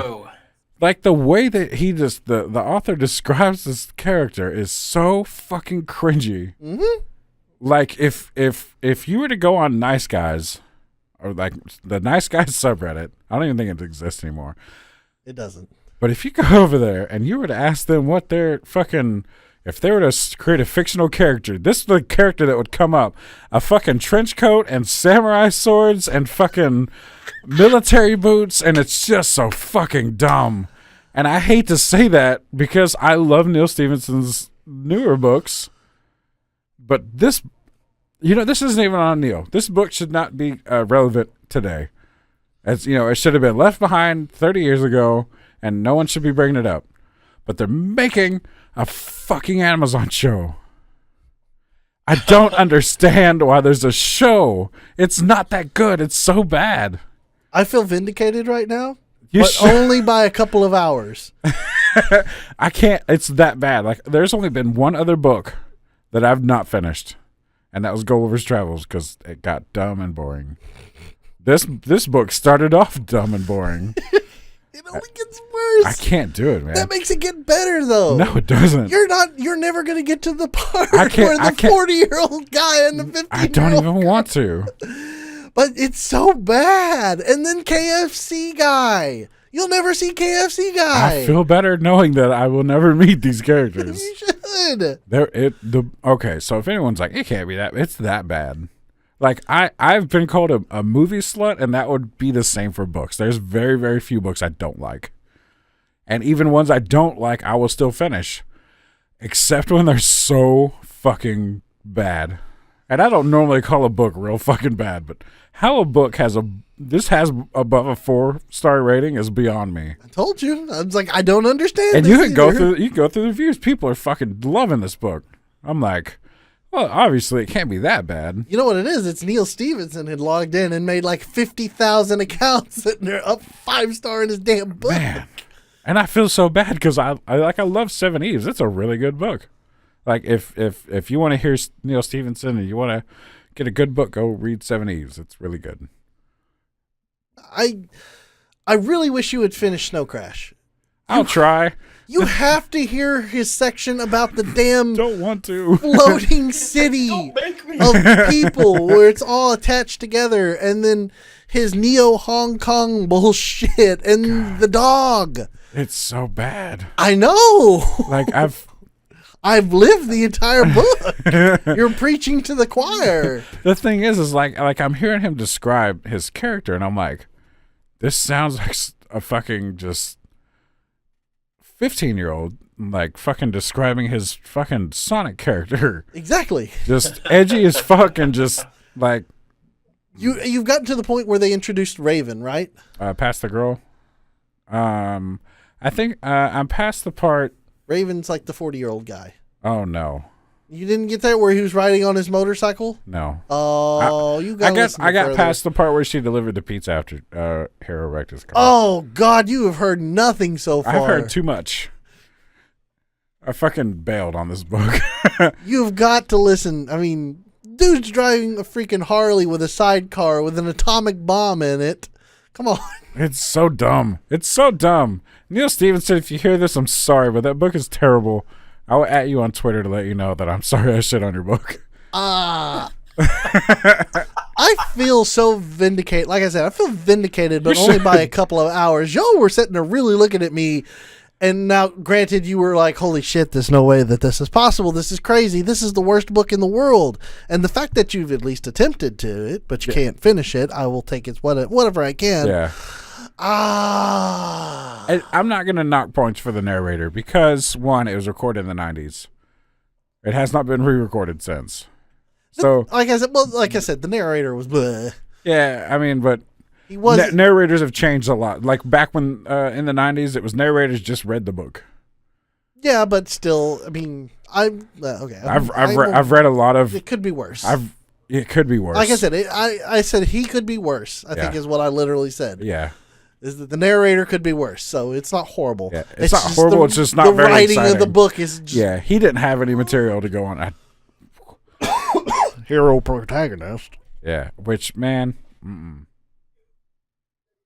God damn it, Neil. You haven't even heard the Snow Crash part. They talked about Snow Crash. He was like, you want to buy some Snow Crash? He's like, what is Snow Crash? It's a drug. He was close to going into the club at that point, where his buddy like picks up the Snow Crash from the guy and then gets put in the hospital. Yeah, I'm not. I'm just to the part where he was talking to the guy about Snow Crash, and it was not good. So close. Not good. So terrible. So that was part of the Oh My God, or All My Podcast. On my podcast. This TJ's On My podcast moment. Yeah. I just need to get that out because I meant to talk about this last week and I totally blanked on it because I've tried to see it like I have a brain and everything's in a compartment. I put that in a box and then I put tape on it and then I pushed it into a little cubby hole and I forgot where that cubby hole was. I am so excited that you tried at least. I did. I burned a credit on it, which I'm upset about. Oh, I bought the damn book. I don't buy books. I buy credits. I spent the money on that book, buddy. That's an expensive book too. There was no credits involved in that. Oof. That's why I was like, I spent $25 on this book. You're damn right. I'm going to finish this. Yeah, I will probably finish it. But here's the thing: like, I don't really like to read shitty books when I'm tired because my brain will not pay attention. So I just like it's in one ear and out the other. So I mean, if I'm, it's got to be a good day, which that I really feel like ruining. Yeah. But back to my business. Yeah, go back to your business. I really just Rebel Galaxy, and I played some Overwatch and Salt Watch. A little bit of Rocket League. There you go. Yeah. So I mean, nothing new. I plan on playing Space Marine, the Warhammer game, because I got that free somewhere, probably from Humble Bundle, and they occasionally just give out a free game for the fuck of it. Here you go. Pretty much. Have a game. You know what's funny is they do that like often. So I'm like, oh, I'll go ahead and put that in my cart and I'll pick up that key later. No, man, you've only got a couple weeks to get that key. That is very true. So like, I was like, I'm gonna go get all these old games that I never got, and then they're all gone. They're all gone. They're like, this key is out of date. And I'm like, oh shit. Oh well. But oh yeah, shit. We played Parsec. I forgot, but Curtis talked about that already. Yeah. Well, no, we didn't play Parsec. We played Towerfall. We played Towerfall on Parsec. By the way, Parsec's super cool. Yeah. So, if you want to like play games like couch co-op games with your friends, and you're like us, where all your friends live in different states, pick up Parsec. Parsec will save the day. At Parsec, hit us up with the sponsorship. What up? What up? As Daniel installs Parsec right now. Exactly. Because we don't have it installed on this computer. Not on the studio computer. So I was like, I need to do this. Yeah. Because if we're going to play Parsec or use Parsec tonight. So. Yeah. Let's see. And it's easy to use. It is very easy to use. It's pretty much just plug and play, good to go. You might have some weird hiccups, but I mean, there's a lot of support available. Just if I believe they have good support. The House Pixel guys, their Discord has a shitload of stuff there to help with troubleshooting. DJ can't focus because I'm typing. My ADD is so fucked, dude. I gotta get on Ritalin or something. I'm a fucking mess. Ritalин's overrated. Not when you have ADD, it's not. I've been there. I'll have to think about that for a second. Okay, so you want to move on to the news? Yeah, for the week? because I ain't got shit. That's really all I did. Okay, yeah. News is kind of thin for this week. I've got some. I got something that I found was interesting. I just want to talk about Red Dead Redemption 2. Oh man, yeah, they released a new trailer. Well, not only that, is I've heard information about gameplay. Oh, like 5 hours worth of gameplay. Ooh. So I got some good stuff to talk about. Ooh. So we'll go ahead and Curtis, why don't you go ahead and start us off with the news this week? Okay. Well, we discussed Mega Man and how it has made its arrival on several consoles over our experience of playing games. And now, from what I've read, they're looking to take it into production for Century Fox, 20th Century Fox Studios, and make it an actual film. What? No. Wait, what? They're going to make Mega Man into a film? Well, they're doing Sonic. That's what I'm being told. It says the 30th anniversary, Capcom has announced that Mega Man franchise adapted into a live-action Hollywood movie. Nobody wants to see lemons shoot out of a guy's hands. It said the aim is to appeal to a diverse audience, including not only the game players, but action movie fans as well. Oh, so it's going to be really watered down and have It's going to be a It's I'm good. not going to judge it before I see it, but we all knows how the video game movie. I hope Yul Bull directs it, because he did real good things for video game movies back in the day. Says it's going to be written and directed by Henry Jost and Ariel Schmoll. Do they have any notable mentions of other movies they've done? Let's see here. Catfish and Paranormal Activity #3. So no. No. It could be interesting. I like Mega Man. I've always liked Mega Man. Yeah. Knockoff that they made not too long ago. What was that? The Mighty Nine or whatever? Yeah, Mighty Number 9. Mighty Number 9. I mean, it was okay. I played it just because I thought it was going to be something close to Mega Man, and it did okay. Yeah. Fan service, but that was about it. Pretty much. Bet you're wishing you took advantage of that password locker. Yeah, sure. Shut up. Daniel's over here struggling to log into Parsec. Speaking of, actually, sorry, shit, you're in news. Fuck, go ahead. Yeah, we're in the news. Sorry, TJ. goddamn. I have attention deficit disorder. You're just like this little guy right down here with the snake. If I haven't told you, I have ADD. It's a real thing, Jesus. I was not misdiagnosed. I promise.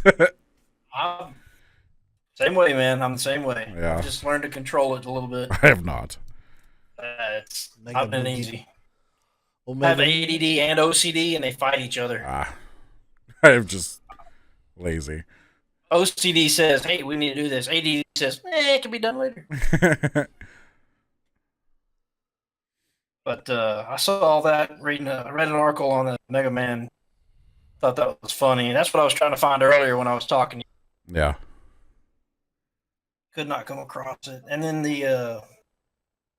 of course, Assassin's Creed is out, and I've always been a huge Assassin's Creed nut, so I'm looking forward to getting my hands into that as soon as I can. Yeah, Odyssey. It looks really good.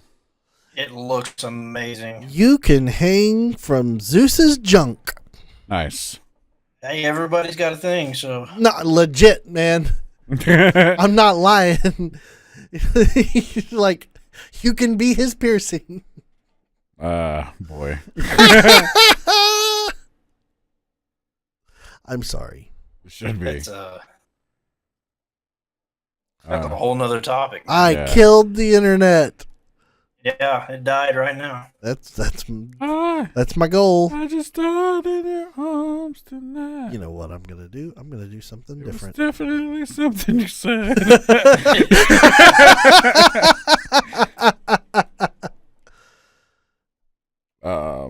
Man, what was that thing I was going to talk about? I don't know. Oh, the Telltale. Oh yeah, that's part of the news. Yeah. That too, yeah. That's news. We're in the news segment, but Curtis is doing his. I news know. segment I was right talking now. to myself out loud. I'm sorry. No, the Mega Man thing was all I come across earlier. I was wanting to talk to you guys about. Oh, man. Everything else has not been much for me to report on.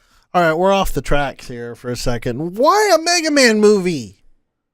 Because I Why can. not? No. Yeah. Yeah, why not? No. Stop it. Remember, Why Bowsette? fuck no.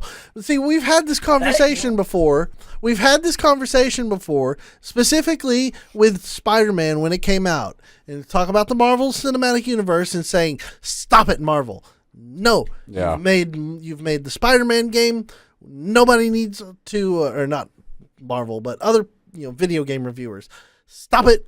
They don't need to make any other video games based off any other Marvel character. Leave it alone unless you have a good idea.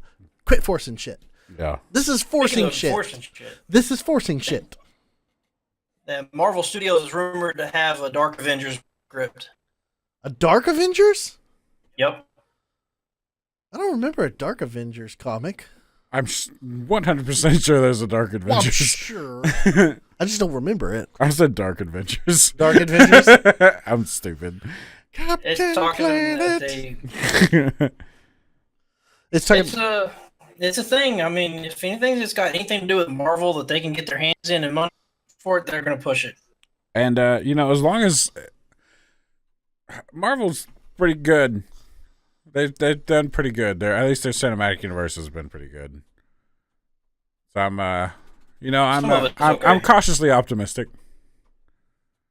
So I haven't seen Venom yet, but I keep seeing a lot of bad reviews about it. Okay, so we can talk about this. Since you mentioned that, I'm gonna tell you what's going on here with the whole Venom thing, and this is gonna sound real stupid because it's real stupid. So That sounds promising. yeah, so Venom is coming out, and I forget what the release date is, but it's not too far away. Lady Gaga's movie is releasing the same day. So all of Lady Gaga's fans are going and leaving shit reviews on Venom so that people won't go watch it and will instead go watch Lady Gaga. What? Now, Oh my god. That's Now- the thing? that's real dumb. It's stupid because, I mean, first off, we shouldn't be tearing others down to make ourselves look better because it makes you look petty and stupid. But there's a huge flaw here that I don't think these idiots see. This is Venom's audience right here. This is Lady Gaga's audience. There's no. They don't overlap that much. in the Venn diagram of the world. There might be some overlap. I'm not going to say there's not people who don't like Lady Gaga and Venom. I'm sure they're out there. But you're not going to... Guys aren't going to be like, oh, well, I hear this movie sucks, so let's go watch Lady Gaga. That'd be great. Woo, Lady Gaga. Oh shit, man. It's just so dumb. Like, that's the whole thing behind the shitty ratings for Venom right now. That's insane. I didn't know that. Yeah, it's what was I don't remember where I was I was listening to this story, but it's just so fucking weird. That's terrible. Yeah, That makes me sick. yeah, it's dumb, and they should be ashamed of themselves. Yeah, really. They should be, but they're not. No, they could care less. They think they're doing fucking all the good in the world. They're really making Lady Gaga's movie gonna sell out that weekend. It's gonna be great because all those fucking nerds who are gonna go watch Venom are totally lining up to watch Lady Gaga's film. Now, I Nobody will. wanted to see her at a Super Bowl halftime show, let alone a damn movie. Right, and I'm not hating on Lady Gaga. I think I like her music, some of it. I think she's a really great artist, but boy, man, some fans are just fucking weird. Yeah, that's true. It's I'm not gonna, because I've talked about it before, but like the whole thing where you're so used to attacking stuff that you run out of stuff to attack, so you attack everything that moves around you.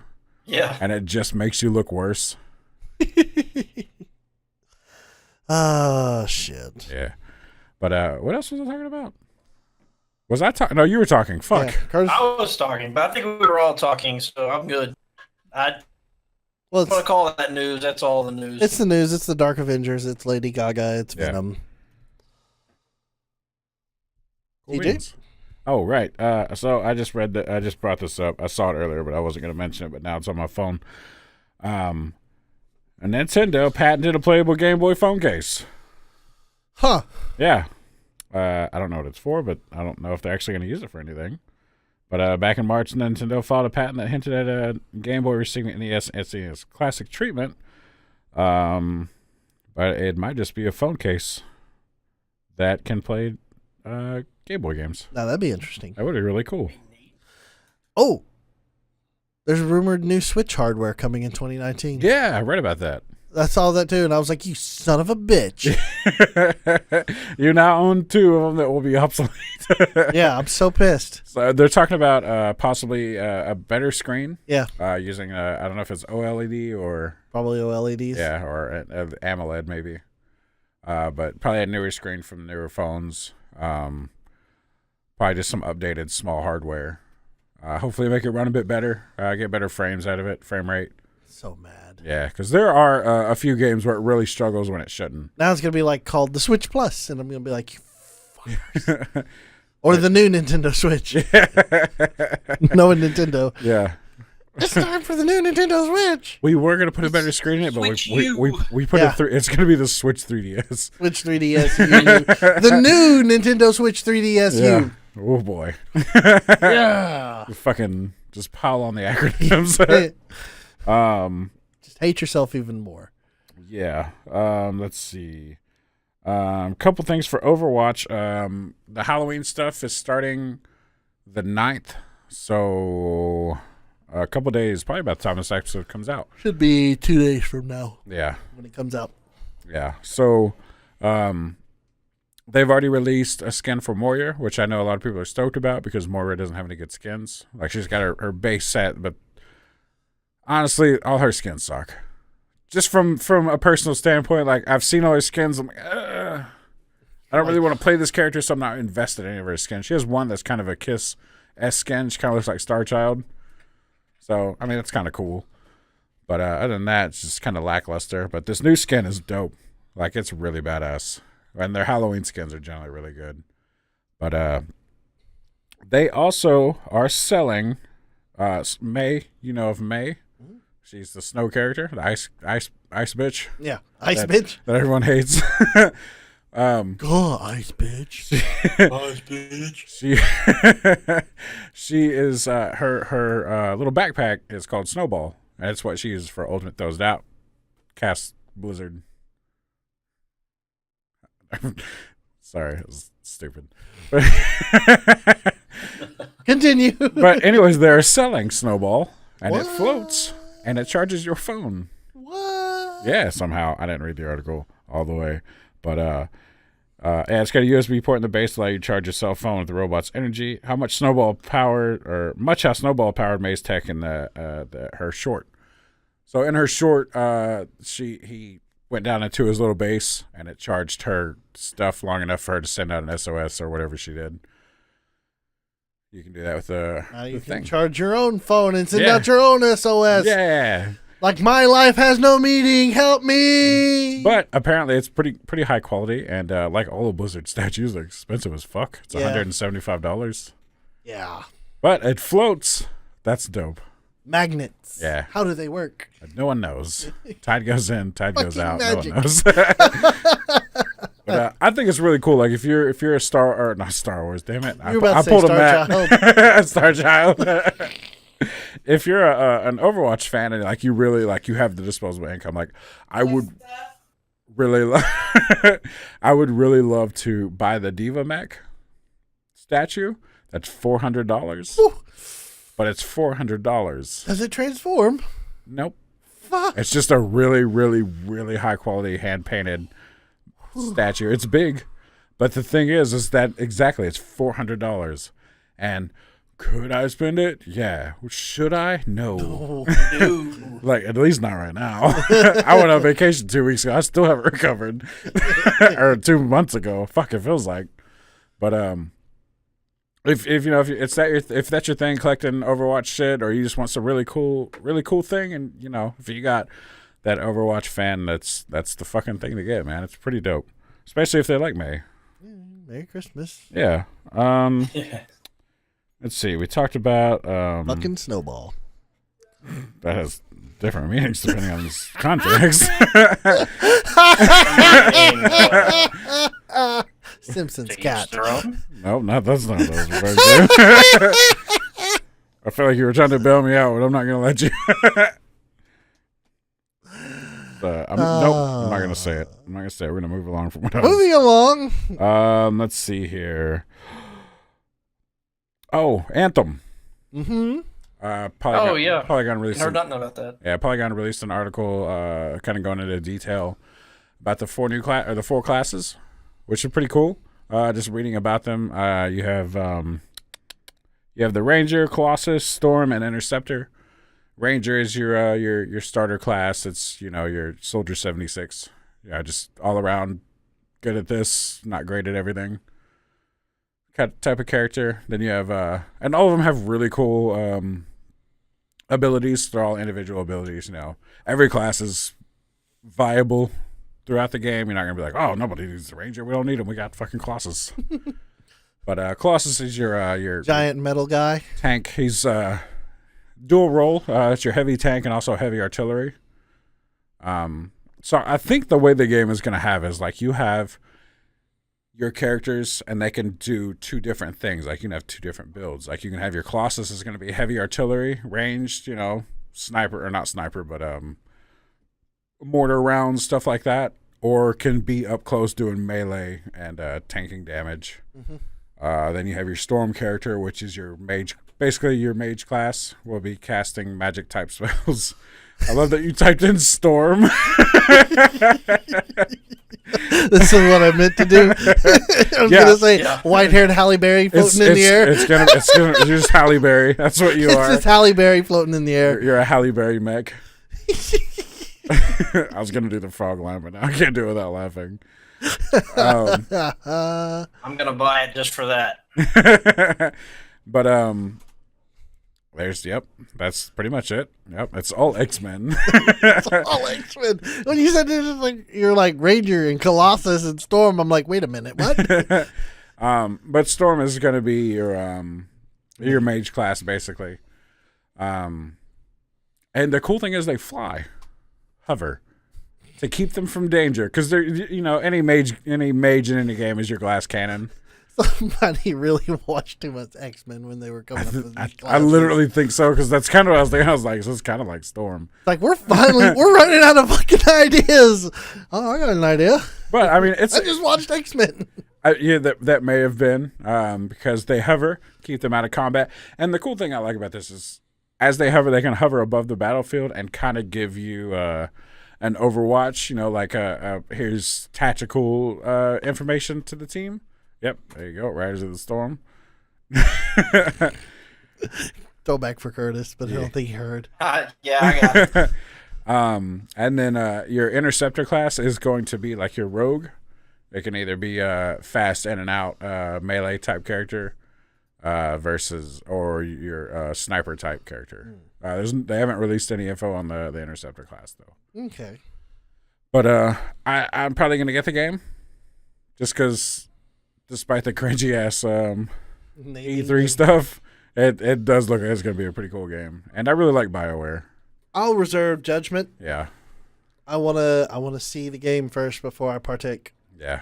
Well, I mean, I don't have faith. I mean, it's EA. I mean, we should all be aware that it's EA publishing this game. It's like, where's the microtransactions? Yeah. I think the time of microtransactions has really kind of come to a much, because EA got fucked real hard. Well, it's because EA stepped too far. They went too far. Now everyone's pulled back. I mean, a lot of games still have microtransactions, but they're doing it on a much smaller scale, and they're all it's all cosmetic based stuff. I mean, Rocket League with their asinine crates and their keys and all that bullshit, which I'm not happy with, but they have Rocket Pass and it's okay. I tell you, there's a game that I want to play right now. What's that? Forza Horizon 4. Oh yeah, it looks so good. Oh yeah, God, that game looks awesome. Yeah. Speaking of Forza, actually, Forza Horizon 7 is getting an overhaul. Fucking Forza 7. Horizon. Yeah. I think we should play Horizons 4 for the channel. Yeah. I think that would be cool. Someone did I saw they did what's the show called? Top Gear. They did a remake of Top Gear where they cruised across Alabama. Oh, that's cool. I was like, oh. Yeah. That was a really good episode though. Funny. Yeah, if you want to see some scared British dudes. Yeah, piss off a whole bunch of Alabamans. Yeah. I've missed that show. It's a really good show. Top Gear US can fuck off. Actually, I don't watch Top Gear US, so I don't have an opinion on them. But anyways, I distracted you. Yeah, I would love to play Horizons. I would love to play Forza. I want to play Forza. No one will play racing games with me. Let's do a Horizons 4 thing. I'll do it. pick it up and we'll play it on PC. Yeah, because I'm okay with that. Yeah, that game looks so badass. It's like I really want to actually play it. Because I played the first Horizons on Xbox One, and I wasn't really that into it because I've been playing Forza for a long time, and Horizons is to Forza what Need for Speed is to Gran Turismo. Mm-hmm. It's very arcadey. Yeah, that's why I want to play Horizons. Yeah, that's why I didn't like it. Like, it's a fine game. It just handled so. Like, I expected Forza in an open world environment. It's not. It's a very different engine, or it feels like a very different engine. Made by a very different team. Is it? Yes, it is. I mean, I imagine it is. The team that makes Horizons does not make Forza. Yeah, but it looks just fucking incredible. Like, I am stoked. to play it. I don't care if it's arcadey.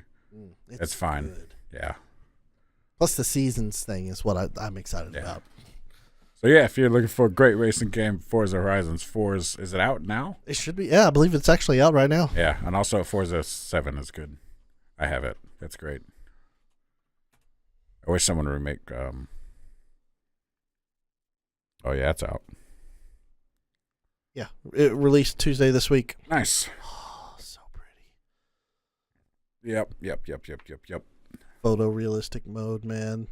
That's just crazy. The photo mode in Forza is so damn good. It's crazy. It's always been really good. Like even back in Forza 4, I was on a forum that is where I learned how to do drifting before drifting was added to the game.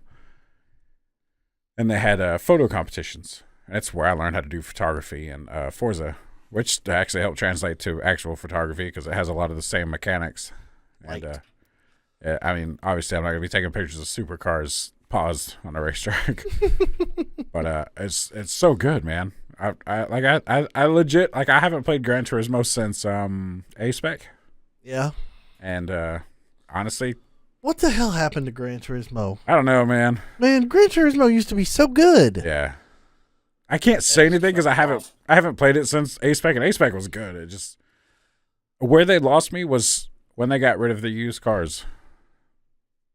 That's my favorite thing. Like going into, because you go into used cars and it's just a random list of cars, and you're like, oh man, fucking hell yes. It's what the fuck was it? Like a 60-something Datsun. Like I'll fucking use this. But like now it's like, here's all of our cars. Just racing. They're all race cars. There's no good cars in there anymore. And the reason I love Forza 7 is because there's a Hyundai Veloster in there. And I own one. And I was so fucking happy. I was like, finally own a car that's in a racing game. And I get to drive it. And then I drove it and I was like, yep, this is about what my car feels like. Fun game, though. Yeah. Stoked about Forza. I derailed you again. I don't care. We talked about Forza. That's true. We were talking about a video game that released. Yeah. Speaking of video games that release, Mega Man 11. sometime this month. Whoa, what? Oh, what? Man, Rockstar. Oh, yeah, Red Dead. Red Dead Redemption 2. Coming out, was it 29th? 26th. 26th. Yeah. Fucking. My God. 21 days to go, man. Listen to this. This is some crazy ass shit. Okay, so you thought how like Fallout with their timed events and stuff in the world was kind of a cool thing. Rockstar has done this, but that's like 10-fold times better. Nice.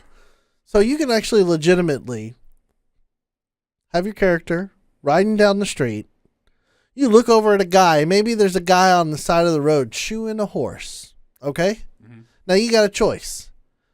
You can do the old howdy, sir, and tip your hat and say hi to him. Or you can just ignore his ass and keep on going like you would do in a video game. Now, let's say you say, howdy, sir, and the guy stands up and says, oh, howdy, and then gets his head kicked in by a fucking horse. This is shit that can happen in the game. That's awesome. It is like legitimate, crazy ass stuff. It's just like, whatever. Yeah, and you know what I kind of hope that's an homage to is A Million Ways to Die in the West. And I don't know if you've ever seen this movie. It's a Seth MacFarlane movie where the whole premise is of people die in the West from a lot of fucking bizarre shit that nobody should be dying from. And it's kind of like a thing they talk about. Like, you know, back in the day, they would get ice shipped to them in just big-ass blocks. And they're unloading it, and everybody's like, oh, shit, they're unloading the ice. Cool. And they're watching, and they're like, yeah, it's so crazy. Boom, one of the ropes breaks, smashes a dude's head. Everybody's like, holy fuck. And it's a great movie. If you haven't seen it, I recommend it. It's a great Seth MacFarlane movie. It's things like that. Yeah. But they're littered throughout the game now.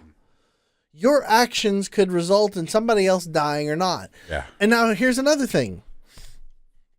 And this is confirmed by Rockstar. Say like you rob a bank or you rob a guy on the road. If you don't have your mask pulled up, they'll tell on you who you were. So say like you rob a guy and then someone sees you and you're like, look at this other person. You're like, don't tell anybody I robbed anybody. And then they get a choice that you can let them run away or kill them or whatever you do. Say like you let them run away, and they run away. A fool's mistake. In literal terms, however long it takes that NPC character, and this is legit, the NPC character will run all the way to a fucking town. However long it takes an NPC character to run to town, will find the sheriff and tell the sheriff that you robbed somebody, and then the fucking sheriff will come after you. They will go to the place where the person told you that they told you that they saw you last, and then they will start doing some CSI fucking investigation stuff going on. And then start hunting your ass. That's cool. I was like, holy shit. Yeah, I'm super stoked for this game. Yeah, I am too. I can't wait to get my hands on this. Yeah. Mind was fucking blown when I heard that. I said, wait a minute, are you kidding me? I said, there's no way. But then again, you think about this and stop. Rockstar made billions of dollars. They can afford to do this kind of crazy shit in a game. I heard the budget for this game is 10 times what GTA 5's was. They can do it though. Yeah, and they have and the staff is way fucking bigger. Yeah, I think they had 8 studios working on the game. Yeah. Yeah, that's gonna be insane. I can't wait. It's gonna, man. I am just. I refuse to watch any more trailers about the game. Oh, I quit.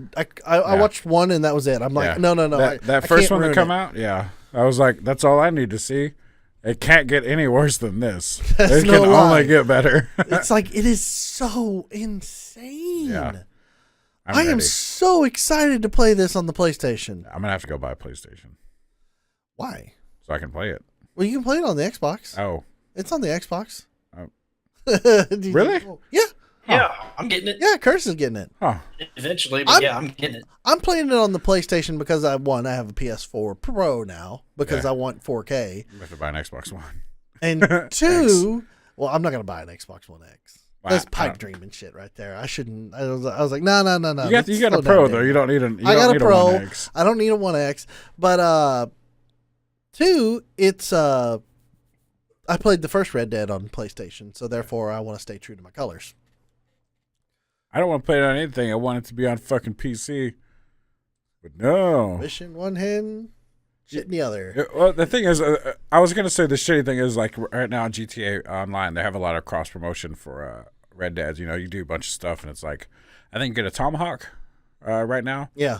Like they did the revolver a while back. Right. Now, I got the revolver. Yeah, right now they're doing a Tomahawk. You do some stuff, and you'll get a Tomahawk in the game, and then it'll be available in Red Dead.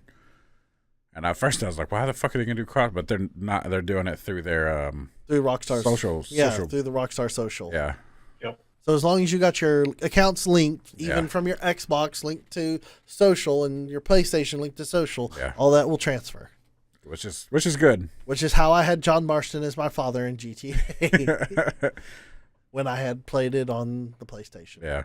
I don't think I ever linked my Red Dead to my social stuff. You should. I mean, right now GTA and Social Club are the Xbox. Right now I'm linked up, but the old Red Dead. Yeah. Nope. But let's see, what else were there? There's more treasure hunting that's in the game like previously, so I'm so excited about that. I like the treasure hunting.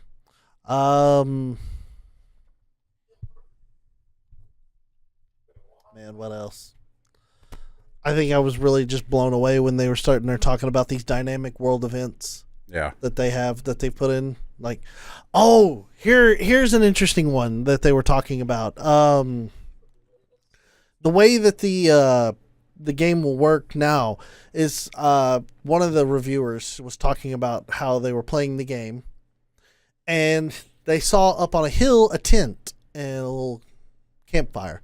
So they go and check it out, and there inside this tent is a guy who is on this hill overlooking a farmhouse off in the distance.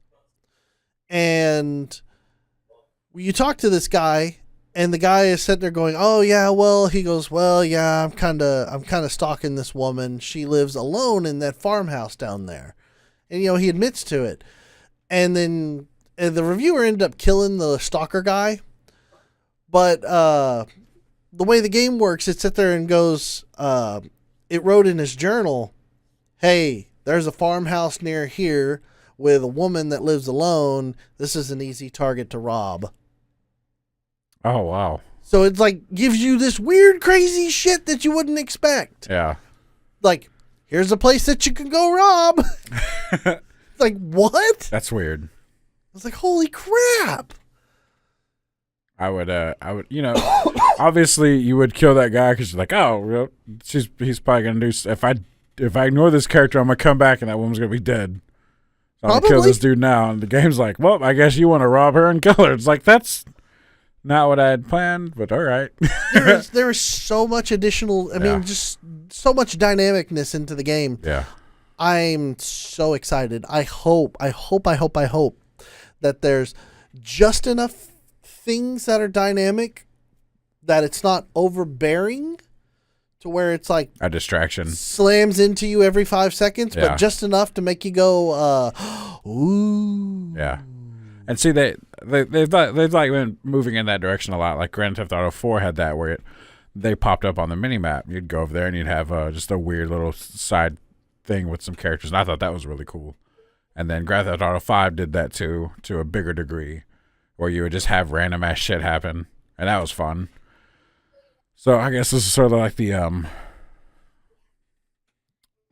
culmination. Yeah, that's the word. The culmination of all these little world building things they've been doing since, and billions of dollars. Yeah. It's nuts. Yeah. That's just a testament to how long they've been doing it right. No kidding. Yeah. You want to talk about a company that knows how to make a game. And I mean, you can look at them and they don't push out a shitload of games all at once. I mean, Grand Theft Auto, let's not even count the first 2 or 3 that were the PlayStation originals one. Yeah. But like Grand Theft Auto 3 come out, boom, fucking game changer. Yeah. And then a while later, Vice City comes out, and it's boom, another game changer. I mean, it's sort of like just a build on to what 3 did. And then 4 comes out, and it's like, holy shit! I didn't think a game could look this good. And the whole city felt alive. You're like, this is fucking Liberty City, from 3. This is awesome. And then 5 comes out, and you're like, holy fuck! Like the level of detail, and I mean, all these games are really far apart. There's a lot of production time in between. This one, the release of Red Dead 2 is the longest that they have gone, and it is 5 years. Yeah. So and that's big, like in this sort of like climate. Yeah. Where you have Assassin's Creed's coming out every year and Call of Duty's coming out every year, and Rockstar's like, we got a couple games that are doing really great. We got one game that's doing fucking bizarre great. And so now we get to make this kick-ass Western game. Yeah, we'll keep making Which I'm a big Western fan anyway. Yeah. So when the first Red Dead came out, yeah, I was sold. It was perfect. And to me, that was the epitome of what a game should be. Mm-hmm. Yeah. So now seeing what they've done with it and what they've brought it to now, I can't even begin to fathom what we're going to endure. I'm on board. Yeah. I'm just like, take me now, Rockstar. You are the game god. And you know what's funny is I bought Red Dead Redemption sight unseen, as I did back in the day. I just buy games to buy games. Like, I'd never played Red Dead Revolver, which was the previous game in the series. Or was it not? Oh, no, it is. Yeah. Not as good a game. Yeah. I mean, like, I've played it. Yeah, it never popped up on the radar. You said, you got to start somewhere. Yeah. Like, I just went in, I was like, oh, cool, a Western. And I picked it up. I think I saw Rockstar, and I was like, wow, I love Grand Theft Auto. A Western would probably be cool, too. Oh, and my then I God, bought it. And I played through the whole game nonstop. And it was so good. I don't know what it is. I mean, I know what it is. It's Rockstar, but any of their story games, yeah, their storytelling is fucking bar none. You could write a movie to their production for the game. Yeah, I mean, it's a movie. If it was a movie, it would have been phenomenal. Yeah, yeah. I mean, it's basically their game is a movie with driving parts or writing parts or shooting parts in between. Mm-hmm. And, really good. Really good. Character creation is great. I mean, their character creation is great, not your character creation, because that could use some work. Yeah. My character looks very effeminate. I can't fix it. I mean, do we even do a Game of the Year podcast with this game releasing this year? I don't even think that's fair. It's not fair. Yeah, because Not even close. Then, I mean, we know it is going to be like the best game this year. I mean, Yep. hands down, having touched it. yeah, And just some from the things that I've seen and some of the things that I've heard, I'm like, this is it. We may have to sit there and go, yes, Rockstar, you win. we'll do a top 5 where the number 1 doesn't count. And then we'll say, Rockstar, we're going to set you aside, and now we're going to try and figure out some other people, because I feel sorry for Spider-Man. Yeah, it is getting. It's about to get its shit pushed Yeah, in 3 weeks. Fucking the game is a month away, and everyone's like, "Yeah, but Red Dead's coming out." Yeah. Like I was stoked for Spider-Man. I've watched a little bit of gameplay, but obviously I haven't because I don't have a PlayStation, so I haven't played it. But I would love to play it. It looks great. Looks like a great game. It's sick. Yeah. I need to play more of it. Yeah. But Red Dead. So stoked. Okay. Maybe we should move on from the news. Okay. Sounds good. Because I won't ruin this part for you again. that's okay. I forgive all. It's time. It's time for my favorite segment. Okay. I'm sad Oh, why you sad? because I haven't been able to say email. If you have an email that you want read on the VGBit Bitcast, you can send your emails to bitcast@vgbits.com. That's BITCAST@vgbits.com. We will read them. You like that? He didn't give me a chance to fuck it up. Actually, I might have. There's a little part of my brain that's like, do it, fuck it up, do it again. So last week, at the end of the podcast, we asked, what was your favorite character? Oh, speaking of, Curtis, what was your favorite character? What's your favorite character, Curtis? We all gave our characters last week. Mine was Vivi from Final Fantasy IX. I was Snake. You were Snake. I was always partial to the Lara Croft. There you go. Early Lara Croft. All Lara Croft is great. All of it. All Because all of the Lara Croft. No sexual the Lara connotations Croft. involved. Lara Croft is a really great character. It is. Like, especially the new ones. I'm a real big fan of the new Lara Croft. Boy, she's a badass. She is a badass. they've done a great job, and Yeah. that character was groundbreaking. And Yeah. Back in the early Actually- days, yeah. yeah, it was phenomenal. Actually- So, I mean, that right there is one of my favorites. Because there were no games that had female protagonists. It's true. No, Yeah. Especially in like such a male-dominated society. actually- Archaeologist. Well, Well, it's just, tomb raiding. yeah, I mean, We'll say if you think of it in the broad genre of action adventure, there were no female right. protagonists. It's like Indiana Jones, Nathan Drake, and well, Nathan Drake wasn't around then. well, I mean, even But, nowadays, nothing has changed Yeah. other than Laura Croft. Yeah. There's still not any other. She's the only one. Yeah, Yeah, she's the only one. Yeah, It's all a very male-dominated category. Yeah. Speaking of game makers, here's the thing though. Like I want more diversity among characters. I would love to see more female characters, but you got to find that balance to where you're not over sexualizing a character. Like Lara Croft right now is really great. Sure, a lot of people do sexualize it, but that's the thing of the internet. Rule 34. That was that. Yeah, it's gonna happen, but yeah. the it's game, gonna happen. yeah, the game designers need to make the characters really well, like good storytelling, good character design, good character development. More spiky things going into people's heads. Yeah, I mean, that's what made the game for me. they really did. That was that because "Oh!" that alone was fucking groundbreaking and jarring. Yes. I'm like, oh, Laura, Oh, I'm not going to do that again. Yeah, you felt bad. Yeah. You did. The first time that happened, I was like, "Holy fuck!" I was like, whoa. This game does not pull its punches. I was like, I got to buy this game. And I did. Yeah. And then I bought the second one. I haven't bought the third one yet, though. I should have. Yeah, I need to play that for I need Game to of play the Year. second one. The second one's really good. Yeah, Oh, I have it. It's, Both of the first two are phenomenal, and I cannot wait to do the third one. yeah. Yeah, I need to buy the third one. What is it? Shadow or Rise? Shadow. Shadow's the new one. Rise is the Shadow. second one. Yep. I'm stoked to play him. Well, But see, Assassin's Creed, they've introduced the option of male-female yeah, the new one has. protagonist. Speaking of, So that's another thing I'm excited about. yeah, that's very cool. Speaking of, also Matt G said he's going to be starting his playthrough as a female character. He already started it. Well, yeah. Playing it right now, as a matter of fact. I was saying he planned. Yeah. He is running female characters, so Which is great because I think female armor design is better. Not for that reason. And I'm going to talk, just like with Monster Hunter, here's the thing. I think, because of that whole thing, I think character designers do better work with the female. Because, like I was saying, like with Monster Hunter, the female armor looks tailored.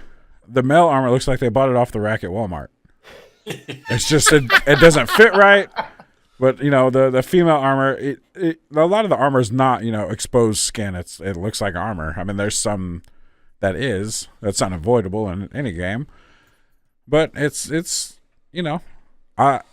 fuck it, man. I'm a fan of the female form. I think can't argue with that. Yeah. you're If there's a chance to play a female character, generally I will. But I like to play both. If it changes the story, like Mass Effect did. That's what interests me is, does it affect the story? Yeah. And if it's a yes, that's even better. And that's a credit to what they're trying to do. that means you get to play the game twice. Yeah. And still Replay have value. good. Yeah, get your money's worth. And, Absolutely. I'm wondering, because if I remember, Odyssey is about the Spartans and the Grecians. Mm-hmm. So I'm wondering if you can play male or female on one side and male or female on the other. And will that change the story for each side? No idea. I mean, that's a question I'm asking. Like, I would like to know that. I'm probably going to pick up Odyssey. We'll have to ask awesome Matt G. Yeah. How his gaming was for Odyssey on the next Bitcast. Yep. Right, that's not the end. He made that sound like that was the end, but it's not. Dun, dun, dun. It's the end of the podcast. I didn't want to be like, well, that's the end. Click. It's We by tried time. that an hour ago and it didn't work. Nope. All right, back to the email. Yep. This one sent in by Mike. Hey, Mike. When we asked Well done, Mike. what his favorite character was, subject line, email. Subject body, Waka. Look, Mike, it's okay to be wrong. And then, literally the next day, he sends in this email with the subject line, email, serious answer edition. He goes, I really struggled with this question, honestly, because whenever I try to think of a character I really like, I end up thinking about a character from a show or a movie instead. Mm-hmm. But I think my favorite video character may be Sans from Undertale. Okay. I never played Undertale. Sans is a really good character. Yeah. Really well. Is that the tall one or the short one? Short one. Really well written. Really well written character. Yeah. For Undertale series. He's the short one. He's the one that becomes your friend. And honestly, if you don't kill anybody, he won't kill you. But if you go through and kill everybody, he will murder you at the end of the game, unless you're really good at the game. Yeah. My experience with Undertale is Matt Pat's game theory on the whole Undertale series. That it's Earthbound. I don't even think I watched. He's like, I think I watched one episode. I haven't watched any. I don't really. I've watched an entire playthrough. Matt Pat did an entire playthrough of the game on his streams, and many other people did as well. Yeah. And I've watched full playthroughs of everybody doing everything that they can in Undertale. I own Undertale. You just never played it. I tried to. I really don't like 2D. Oh yes, true. It's not my thing. No. It's a good game. I'm sure it is. Very well story. Yeah. It's a very story-driven game, and in fact, Michael played Undertale. Yep. And I saw Michael's play of Undertale. Yep. It's a really good game. Yeah, I'm sure it is. It's the whole the 2D thing doesn't bother me. It's the whole I wasn't feeling the game. It was snow crashing me. That's not fair. I really didn't give it that far of a chance. I didn't get that far into it. It didn't hook me. Yeah. And I could agree with that. Yeah. I'm not gonna shit on. I don't think it's a bad game. It's just not a game for me. Sure. Yep. All right. So, that was Mike's favorite character. Mike's favorite character. Solid choice. I'm kind of curious to what his TV and movie characters that he continuously thought about before he could land on Sans. Let us know what you thought about on those other ones, on Mike. my podcast. Yeah, on my podcast. Pushing that, we're doing that, man. This email right here comes in from Mike as well with the subject line, email. Something for TJ. Ooh. Right there. The email. Oh, that. The exaggerated ale. Oh. That was for you. Thanks. Have you already forgotten? I have. I remember now. I remember this stuff. I don't remember shit. All right. His email he sent in says, so for this week's question, it'll be kind of similar to yours. Who's your favorite video game villain? Ooh. So we've had the heroes, or we've had favorite characters more or less. So now we've got to decide upon a villain that we like the best. That's good. That's tough. That is not fair. Because, the boy in me went straight to Sephiroth. Sam, actually. Legitimately, Yeah. It was like when I read this email, I was like, Sephiroth. And I'm like, really Sephiroth? Yeah. Mine was Adia from Final Fantasy VIII, but then I was like, it wasn't really that great of a villain. Cool villain, but not that great. Ultimisa was the main villain. So I've got to give it a little more thought than just Sephiroth, because that's just like a super fast cop out almost. Yeah. But I really like Sephiroth. I think I'm gonna cheat a little. Okay. It's not cheating, but cheat but not cheat. Gotcha. Yeah, I'm just going back to the same series, and I think Revolver Ocelot is my favorite villain. Revolver Ocelot. Yeah, I think he's a really, really good villain.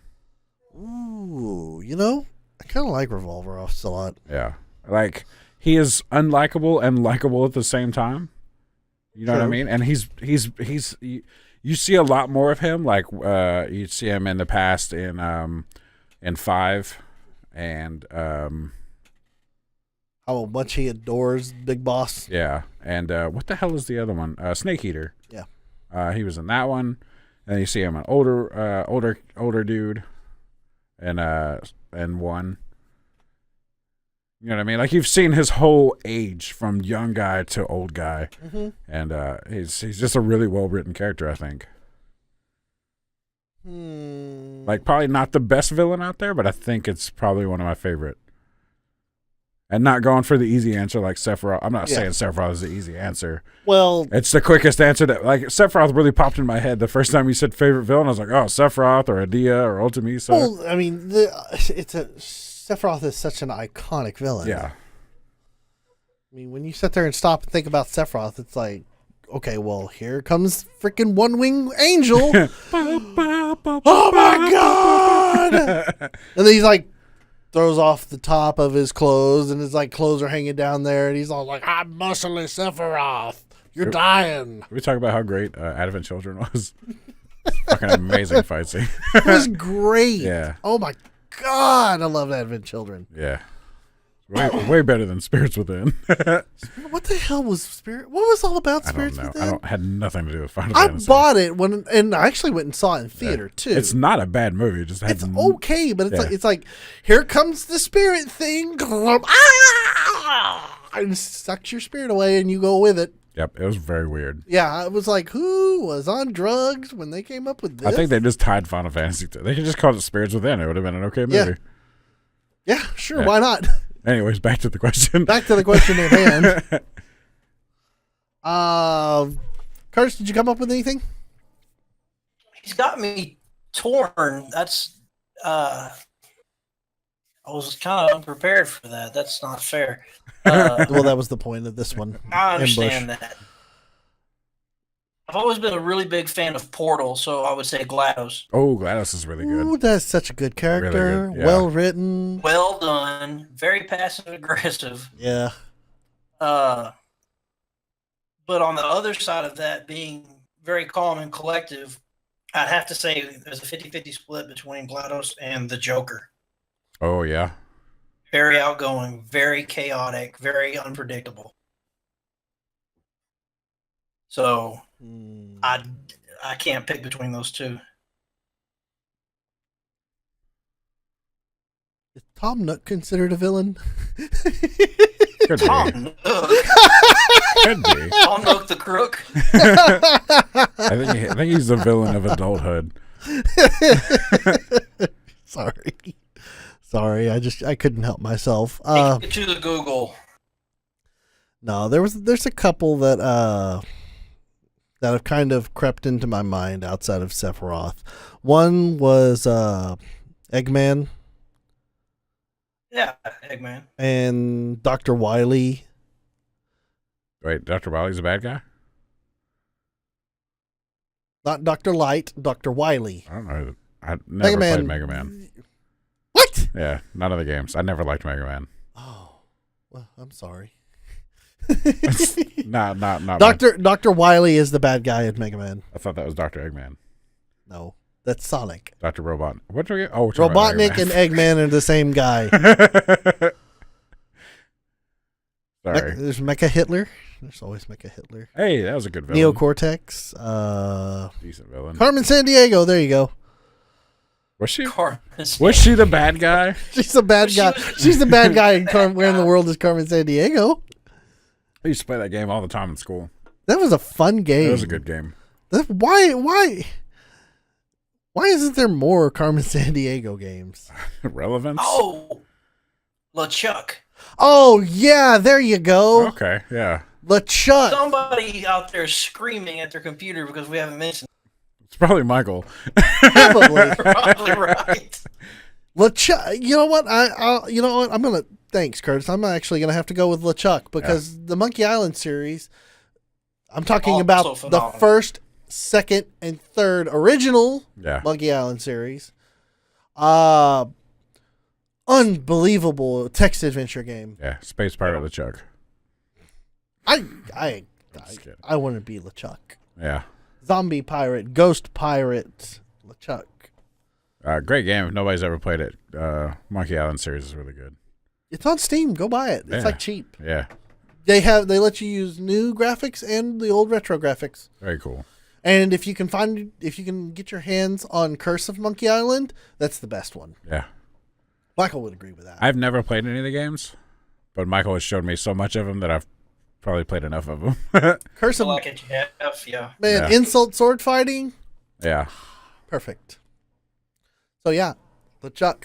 Really, I don't even know why I couldn't think of that. Yeah. I LeChuck. just happened to be digging through my phone, and that happened to be one of the ones that I saw. I'm ashamed that I didn't come up with it either. I love Monkey Island, man. Guy.brush. That's how he got his name. Guy.brush. A brush file. Just something for people out there who don't know anything about it. But great series. I totally recommend that to anybody. Especially if you like 1, 2, 3 only. Don't play the fourth one. Don't play Escape from Monkey Island. Guybrush turns into a wuss. Oh. Really big wuss. Yeah. Just like, why did you do this to the character, wuss? Like, Character development. look, Guybrush was a wimp in Yeah. all of them, but wimp. Yeah. Now he's a wuss. Yeah. And there's a difference. Yeah. He was whooped. Anyway, next email. Oh, okay. This one is from Miss Kidda. Kit. Hello, Kit. Kit. Oh, kid. So, I watched your last podcast. Very entertaining. Good Loved news. it. Good news. However, I'd like to point out some missing facts. Oh, boy. Must be our corrections portion. Okay. Oh, we got a corrections portion. Our lovely Firebeard, Lucid Burrito, Oh, that's me. also pointed out that Farah was substandard. Oh. I happened to be playing her at that time. Okay. I can explain. Perhaps I should give Overwatch away. Ha ha ha. Oh, and the braille on the jerseys just wasn't feeling it. Badum-tish. I love it. That's nice. The fair bit requires some explaining. All I saw was Fair come in by herself and then get murdered by everyone and then just dead, ragdoll on the floor. I was like, that was dumb, Farrah. She was like, that was me. I was like, oh, sorry.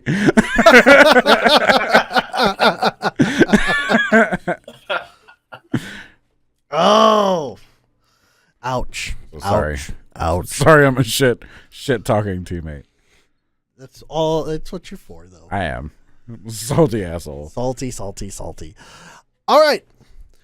So those are the emails for the week. We want to throw out a question. What do you got? Oh, did Mike say what his favorite villain was? No, I think he just asked us what our favorite villain was. Rude. Well, Mike, when you email us next week, let us know what your favorite villain was. Yeah, we want to know what your favorite villain is, too. Actually, we could just use that as the question. No. What? No. Because anybody else who happens to listen want to answer a question, just Yeah, if villain? you've made it this far, just email us, man. Okay. Or woman. Yeah, Or email. in between. We don't care. No judgment. Just send something. Yeah. Bitcast at VGBits.com. If you want to talk Say shit, hi. be like, hey, why don't you get a haircut, you fucking hippie? We'll read it, and then we will dissect your email and try to figure out exactly what it's referring to. Probably my hair. If I take my hat off, you're like, damn, that's a lot of hair. It's true. You do have a lot of hair. Over his head. All right, so okay, villain. We want to know what Mike's villain was. Okay. And we want to know what those TV characters he thought about before he came with Sans too, because you mentioned it. We're going to be wondering about it. Ooh, I got a question. Oh, you have a question? No, go ahead. What's your question? I was going to say, what's your favorite movie video game adaptation? Like Resident Evil, Final Fantasy. There are not many out there that are good. I know. Yeah, we discussed that. I know. All right. What is your favorite There's a lot out there. They're just not good. video game to movie adaptation? I know what mine is. Is it Advent Children? No. What is it? Well, that's the actual legitimate answer. My terrible answer is what's her face? Dagnabbit. Resident Evil? No. Angelina Jolie in Tomb Raider. Tomb Raider? Yeah. Man, silver bodysuit. I blocked out a lot of that movie. That was a bad movie. The first one wasn't that bad. No, it was a bad movie. Oh, it had Angelina Jolie and it was doing okay. No, they could have done better. Of course they could have done better. There's no video game movie that's come out that they couldn't have done better. They've all been terrible. Super Mario. Oh man, that was pretty. That is the epitome of. Hey, John Leguizamo. I love John Leguizamo. Not Mario. I don't give a shit what he's in. He's great. Not in Mario. I've defended Super Mario Brothers. Bad movie, man. But it's like a good bad movie. No, it's not. I enjoyed it. You know what? I'd rather watch Speed Racer than that. Of course you would, because Speed Racer's fucking amazing. It's better than Mario. It's better than a lot of movies. That's true. The Dragon Ball one was weird too. It wasn't weird. It was just not great. It was Americanized Dragon Ball. Well, it was America Dragon Ball. not really. I mean, there was only Merca one. balls. There was only the white. He was just one white kid. Exactly. He was Americanized. It was how the other actors were Asian. Well, all they showed off was freaking white guy. Well, I mean, he was the main character. Exactly. Every preview with him, it's like you got to watch the movie. I don't want to watch the movie. It's not that bad. I just want to judge from the trailer. I want to judge it without actually having to see it, so I'm not responsible for my words. Yeah, Snow Crash only 2 hours into the book. It was bad. That would be like if you watched Dragon Ball, like, I can't do this. This is fucking terrible. But I'd still watch it anyway if I paid money for it. Not 18 hours. Not 18 hours. I love the pain. No. What's your worst book that you've read? Oh, yeah, do that. Tell us that too. That's the shittiest book. Tell us your worst book you've read. It's got to Yeah. be Snow Crash. Read Snow Crash. Don't It's read terrible. Snow Crash. I hate it. Save yourself. Just skip down. Read Seven Eves. You'll feel better. Hey, you know what? This has been the VGBit Bitcast. Yep. Episode 39. Yep. It's October 5th, 2018. It's almost the end of the year, guys. Coming up Halloween very soon. Halloween episode I'm sometime. dress up as a woman. Time for candy. We're going to have a Halloween episode. I just don't acknowledge it. It's like I'm just saying this. Can we do the Halloween episode? We'll have to do the Halloween episode on the 26th. Yeah. Because we can't do it on the 2nd. Nope. Then it'll look weird. Yep. We'll be a bunch of turkeys. Yep. Yep. Okay. Let's get All out right, of I here. guess that's going to do it. For who we are. Yeah, that's true. Curtis, thanks for joining us this week. Yeah, man.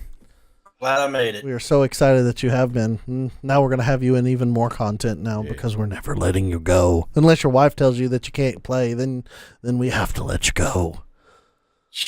ain't the boss of me.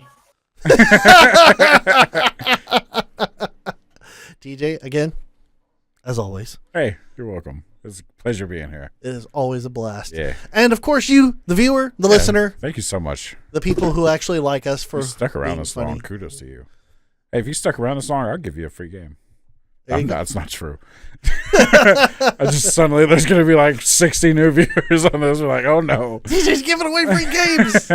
We could give away a free game. No, let's not do that right now. Not right now, but we can. Oh, we can. We definitely can. We Yeah. can. I've got freaking CD keys coming out my asshole. Ew.